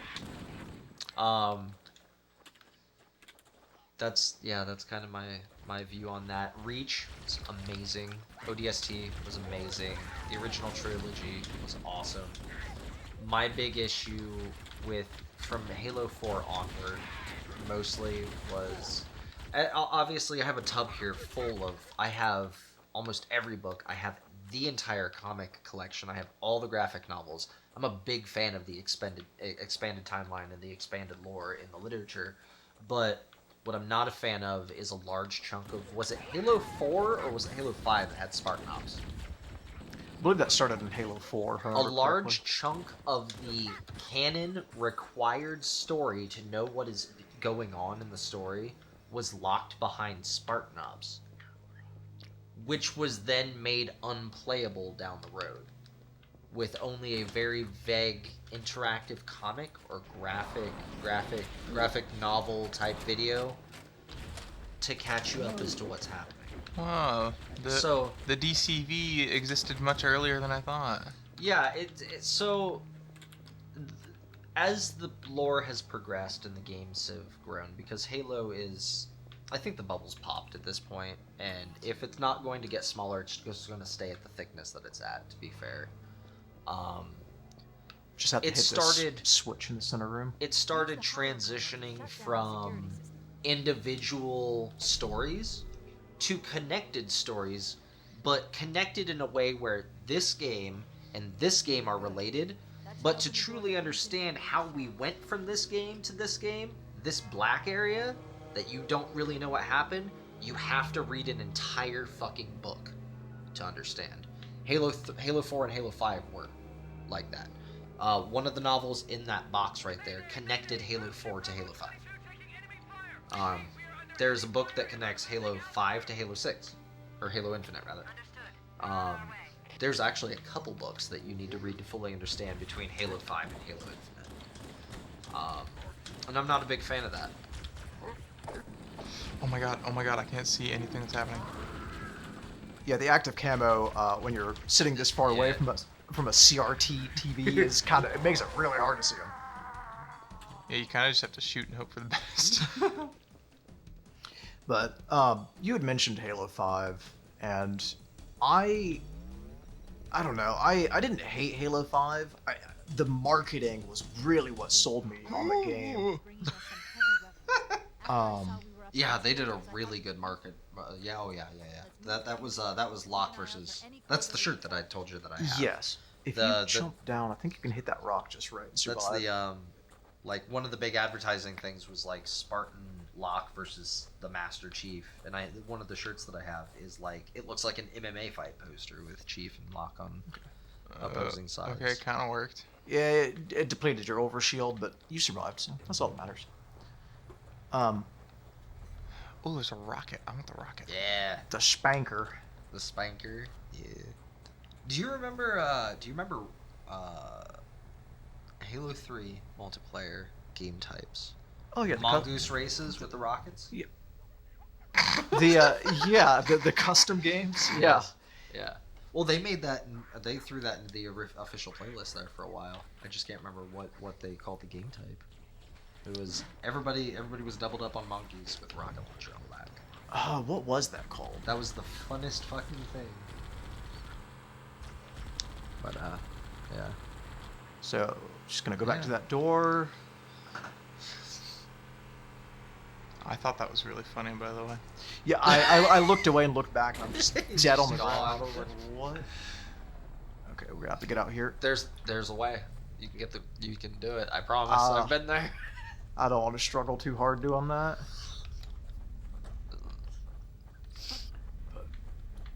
Probably shouldn't have that just out and about. But yeah, there's the lore that they've built for the Halo universe is so immense. It's crazy. Yeah, anytime you guys talk about it, I just feel I feel like that I've missed so much, and it's because I truly have. You have. I mean, like that tub. I know you didn't really poke through that tub, but I mean, Cameron will tell. There's a couple DVDs on top, but that's mostly books and graphic novels, like up to here. But the beautiful thing about that is it's a lot like, think of it a lot like World of Warcraft or Destiny. We've talked about the lore in Destiny, where the lore I don't know. well, we've talked about like the concept of it. Sure. Like if you want to dive into it, stop thinking of it as a linear timeline and think of it more as walking into a library. But everything in the library is connected. You just pick out what interests you, and over time, you'll start to get your own personalized big picture of it. Yeah. I will say that they break the lore.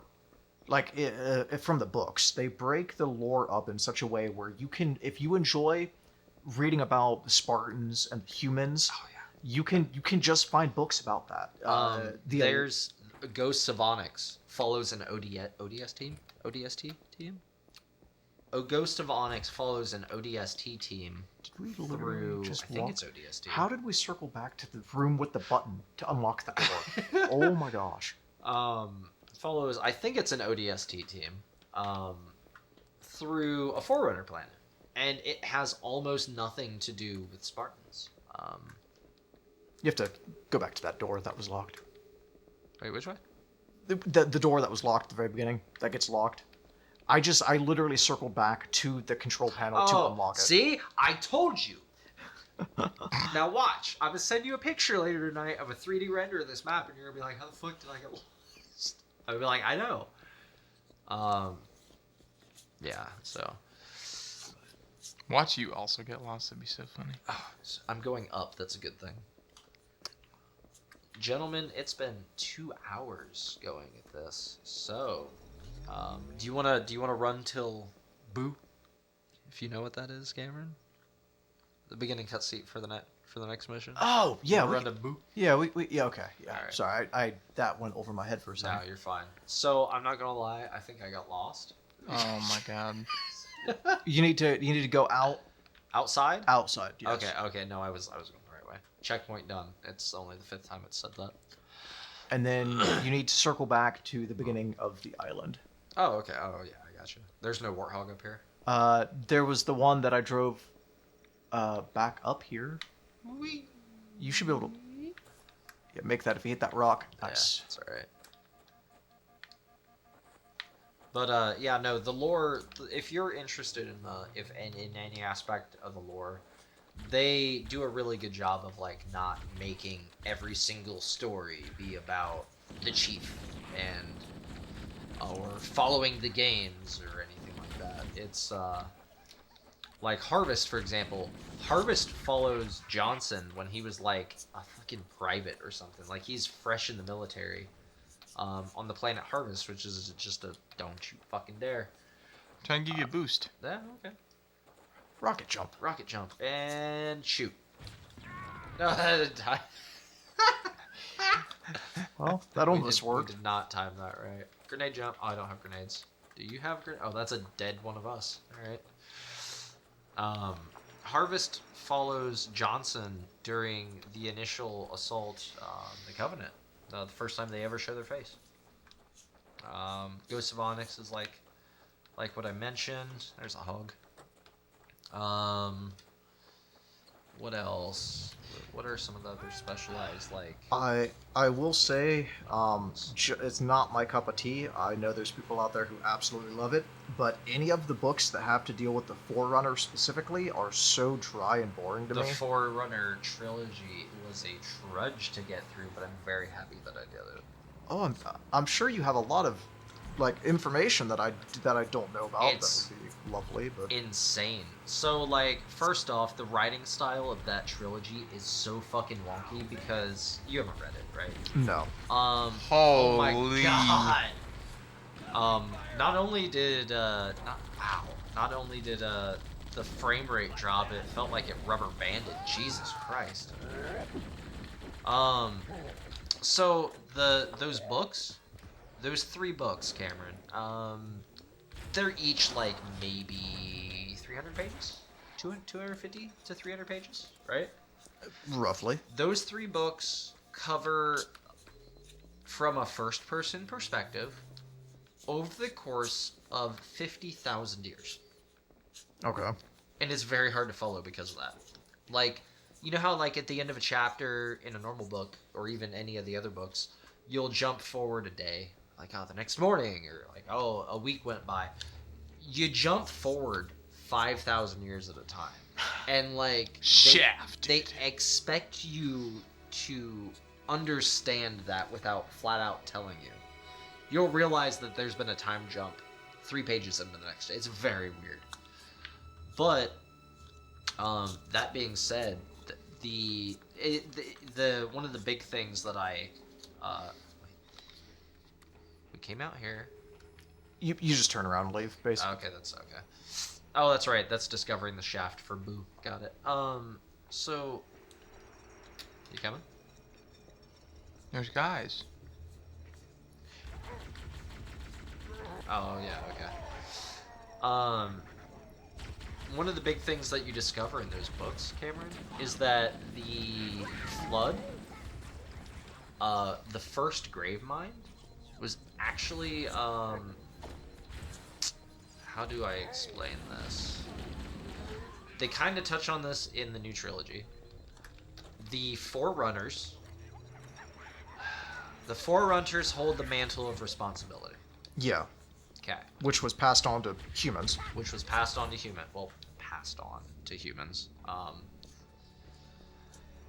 The Primordials owned the mantle of responsibility before the Forerunners. Okay? Okay. The Primordials are guaranteed, no joke, the first sentient intelligent species in the galaxy. They held the mantle of responsibility for hundreds of billions of years. And their only job was to... I'm sorry, this is a really fucking deep dive on the lore right at the end of the episode for Dalton and listeners. But, their only job was to create new species and destroy old species to keep a balance. And they had done that for billions of years. They never intended, ever, on passing it on. The Forerunners killed the Primordials and assumed the mantle of responsibility. Okay. I'm glad I kept this rocket. Thus, sending the entire universe into an eternity of chaos. Essentially, humans would have eventually became human. What the hell did you just do? I fell. I lost my rocket. The Primordials were going to create humans. The Forerunners created humans. Just do it. The Forerunners just created humans based off the leftover blueprints from the Primordials. Am I going the right way? Yeah, you're good. So when the Primordials were killed, one of them escaped into dark space. The last Primordial escaped into dark space on one of, like, their ships, right? And he floated out there, decomposing and rotting and being corrupted by the darkness of space for millions and millions of years. And when he wandered back into our solar system, the only thing that he could be described as was a monster. And he was locked into the center of a planet for millions of years because he couldn't be destroyed. No matter what they did, they couldn't destroy him. So he wasn't deemed safe to exist, so they literally locked him in the middle of a planet. Upon his escape in the book, it turns out he was the first Gravemind. Okay. So the Flood are actually the first ever silent cartographer. The Flood are the original inhabitants of the universe. In a very fuck you'd way, but yeah. There's actually a lot of really good. So I can't remember the main character's name in the books, but he is the bad guy in Halo 4. You're talking about the Didact? Yeah, he's the Didact. Okay. And his best friend, who can only be described as a halfling in D&D, was named Uthu, if I remember correctly. It might not be Uthu, but for some reason that sounds right. Who is this, like, hairy, small, humanoid creature, like subhuman type, who is more ape than human, who had very low intelligence, but he managed to teach him things. He, like, managed to make him intelligent over the course of thousands of years.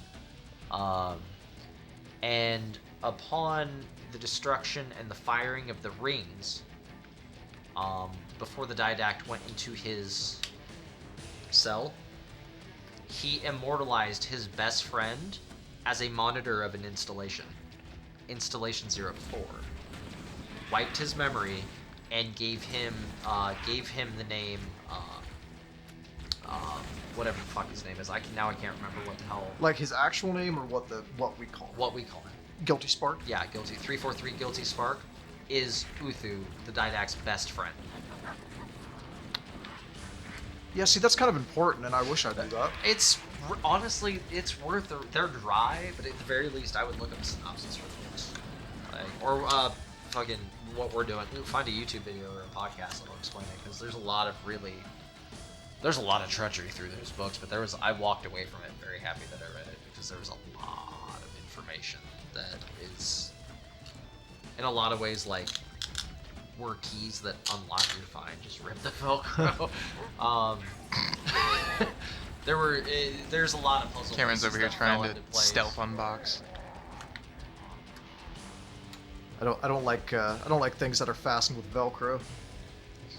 Not for any particular reason, just it's annoying to open when you're trying to be silent. Fun facts: did you know that Velcro is the brand name and not the technology? Yeah, because the technology is hook and loop. Yes, because it. And Velcro is the brand name, but the brand is held by the United States government because it was developed by NASA. Oh, I hate you. Me? What? It was. Velcro was developed by NASA in order to, like, keep things secure in space. Which is crazy because the whole idea of hook and loop came from burrs. Yep. Yeah.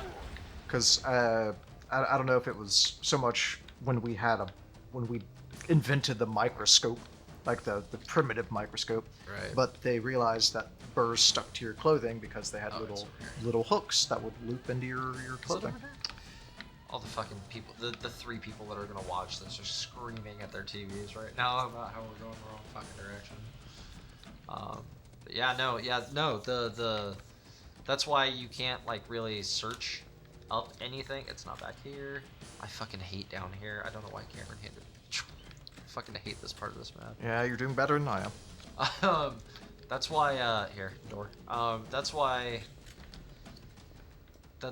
if you, like, search stuff on Amazon or eBay, you find very few results that use the word Velcro. It's because the fucking government owns the. Anyway, next week on next week's episode of Random Crap That You Don't Need to Know in Philosophy podcast. Oh, I went the wrong way. Now, I honestly, I hope that our viewers or listeners, I hope you guys genuinely enjoy this, because, like, I enjoy hanging out with my work friends. Yeah. And just talking about video games and nonsense. Aww. Yeah. And I know this Cameron's is out here getting all sappy of on us. I know this is a bit more of a weird. It's like a casual format, especially for. I mean, not necessarily. This is like a glorified Let's Play. For yeah, it's like a Game Grumps moment. Yeah, for the. Oh God. Don't come around. Oh, you're not right here.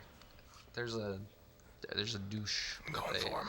Sword, but Don't die! Don't die! Don't die! Please don't die! I don't know how far back. Oh, I'm alive. Yeah, no, yeah, you spawned in. I was enamored with. Oh, that was easy.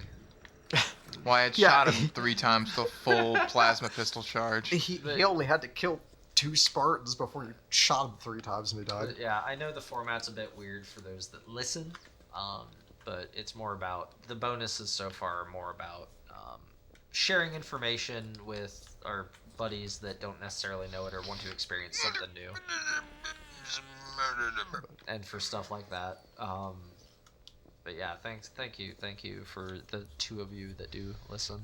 I appreciate it. Why am I just following Dalton around? Let's try to make the jump. Yeah, I don't know where we're going. It's this way. Where you at? But yeah, Dalton, I hope you've enjoyed this experience with Halo Combat Evolved. Is it this way? Yeah, no, I didn't mean to say that. It's Hold on. fun so far. Oh wait, what? You just took us in a fucking circle, oh, wait, John. No, I know where it is. It's either through this door. You know what's fun? No, it's not through that door. It's through this door. Over here, hey. Over this way. Why did you shoot me? I thought you were going the other direction. Here, it's right here. Is it right here? Where the fuck am I? We are in the same room. John, it's the same room. So We've re-entered the same room 6 times. Hey Dalton, you want to know a secret? The guy that killed us with the swords, is it this? It's this! He came from the direction that we were supposed to go. Where you at? Wait, you just left me! So just follow the little green arrow. Follow the yellow dick road. God damn it. Oh, wrong way. This way. I'm an elite Halo gamer. I know what I'm doing. Yeah, how many times have you played this campaign, would you imagine? Too many times to be wandering around lost, I promise. Yeah. For both of us. No exaggeration, I've probably played through this 30 or 40 times. Oh god. No. Why are there so many? Oh. For this, I don't think we just have to get to the Pelican's not there yet. Yeah, the Pelican's not there yet, never mind. We have to survive a thing. Normally, where's the Warthog? Normally, I just plop the Warthog here and sit on the gun. There's the Pelican. It's landing. There it is. Okay, cool. Boo.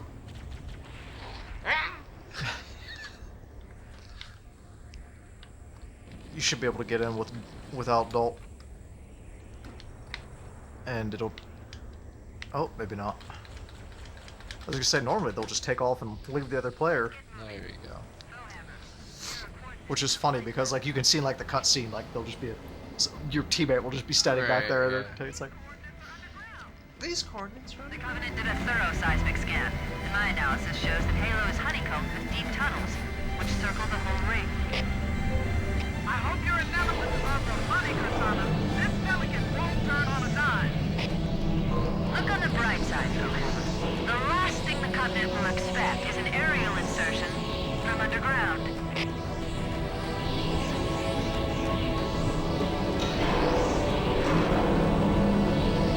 These cutscenes still, like, blow my mind, man. I mean, it still looks good for its age. I mean, Yeah, it does look pretty good, yeah.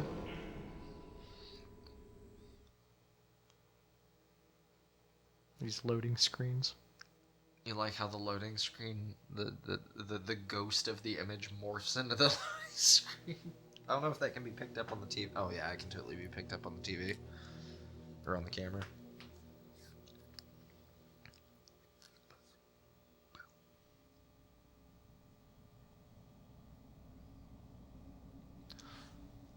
I know. Huh?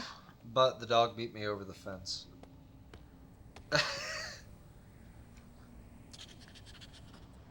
Is that a saying? I've never heard that saying. Boo. Yeah, no, so that's actually the name of a skull. That's a skull in one of the later Halo 2, I think, actually. Halo 3 for sure. But, it's called I Would Have Been Your Daddy, but the dog beat me over the fence, and what it does is it unlocks rare dialogue. So like the enemies will just say random stuff from time to time that they normally don't say. Yeah. But I think I'm tapped out for the night, guys. I think that's a bonus. Yeah, we got through the first so? 3 levels. It's not I think bad. it was 4. 4? Oh yeah, no, yeah. I saw you throw it from your screen. I do believe that that's a bonus, my guys. So, like, subscribe, hit that bell notification for. No, I'm just fucking with you. And be sure to check back for another episode in this just in door-to-door gaming bonus. Yeah, no. So I genuinely love sitting in. It's been awesome doing this in person. Oh yeah, This is it's this is different. fucking sick. Especially with the setup that we have, it is way more nostalgic. Yeah, it's been a blast. We will definitely have to do more in-person stuff For sure. But, Or at least for the bonuses, I think. Well, the next bonus, I think we already agreed on, right? Did we? Did we? Are we agreeing with faces? Neither of you know what I'm talking about. No, I mean, if you want, I mean, it doesn't. No, So the next bonus. Perfect segue. I was trying to say where we left at. So, dear viewer, listener, there's a better word for that. Viewer Audience. Audience. Dear viewer / listener. The thing at the end of this episode is fine. I'm starting again.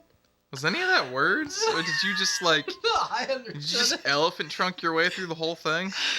Dear audience, the next, after much discussion with my co-host... God, we are liquefying. The next bonus is going to be Fallout. Which one? Yeah, all of them. All of them. We will be indulging in any of the franchise that we deem entertaining. Fit? Yeah. By that point in time, I should have watched the series. I should have watched the series 2 weeks ago. This is not the Fallout bonus, but you forced yourself to watch a couple more, right, Dalton? Yeah, I think I'm on like episode 6 or something. You're liking it more? 8 total. I thought I heard you mention in the station that you're warming up. Yeah. I think like I was ready for like the more serious tone of like New Vegas and the first 2 made by Interplay. Oh yeah. Well, they still had plenty of camp of their own. It was just kind of woven in a little bit more intricately. Yeah, I just know that like Fallout 3 is probably one of like the less popular entries in the franchise, just because of how much it had changed the formula for old fans. Yeah, no, yeah. And then for new fans, they weren't sure like how it was gonna adapt. And then when the later games came out, they were like, this one stands out way different than these other 2 do. Because New Vegas Fallout... and 4 have a bit more of a serious tone, and then the first 2 games have more of a serious tone. More of a grounded. Yeah, and Fallout 3 is a lot more like silly and kind of like sporadic in a lot of ways. Yeah. And that's how the TV show is in a lot of ways. And I wasn't a huge fan of Fallout 3 compared to the rest of the franchise. So then getting into the show, I was hoping that it would be like something like a super serious, like dramatic telling, but it very much is like a naive sort of approach. My biggest criticism of the show so far, and we'll talk about this more in the bonus as well. I've seen the whole show a couple times through now, and my biggest pet peeve with it, and I love it, like I genuinely I'm kind of a Fallout fanboy. I'm also kind of a Halo fanboy, but I'm a sensible fanboy where like I am glued to anything related to, but I'm sensible enough to admit when there's a fault, right? Sure. My biggest thing that I've been able to pick out of the show that I genuinely don't like, but I can like get on board with because it still kind of fits the theme, is you haven't seen any of it, correct? Nope. You'll probably agree with me. The sets and the surrounding, like the towns and stuff like that, it looks very much like what I call theme parking when it comes to shows. When you take a theme of something and you purpose built it and it looks, I don't know how to imagine what a Fallout theme park would look like. Are you talking like how each of the sets, it's like none of it's connected? No, it's not that it's connected, or it's not that it's not connected. It's like everything is like staged. Like when you it think looks staged. Like when you yes. think post-apocalyptic, it's like, okay, crumbling buildings, asphalt with a bunch of cracks in it, bunch like, of skeletons. The cracks are all clean. The dirt marks are all perfect. Sure. Yeah. The crack in the dirty glass, it's perfectly dirty. The ghoul missing a nose, it is clean cut and proper faced. Well, kind of, yeah, but more so like, take a sign. Let's make a sign right there on the wall, and let's put fucking what are the drugs called in Fallout? I can't remember. What's that? Stimpaks? No, Chems. like the chems. Chems. Let's put chems on it, right? In paint, right? Now let's make it dirty by using perfectly brown brush strokes. Now let's make it weathered by using perfectly black edges. Like it just looks theme parky. It's like man-made destruction in the sense of art, not that it's completely random. Yeah. Yeah. Like you go to a thick. It doesn't have like the grungy, grimy. Exactly. Apocalypse It's missing look. the grunge. It's missing the oils and the gross and the texture and The everything. sludge. You go to a thrift store. The and, ick. Yeah. So you go to a thrift store. It's the difference between going to the thrift store and buying, or not the thrift store, but going to like a I don't fucking know.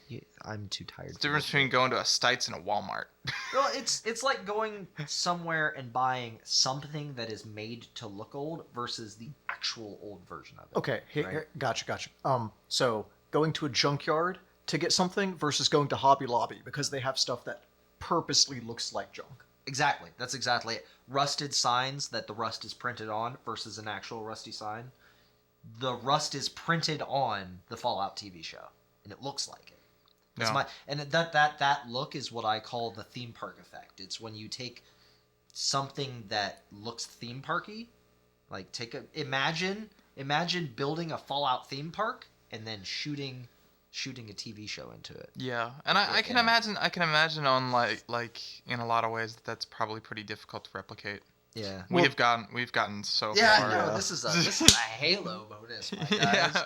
So yeah, no, thank you. We started the next bonus early. Thank you to my co-hosts for putting up with my bullshit and covering them in wires and taping mics to them, and thank you to Please Cameron. send help. Thank you to Cameron and his beloved family for letting There's a gun us pointed at my head. That was last episode. Shut up.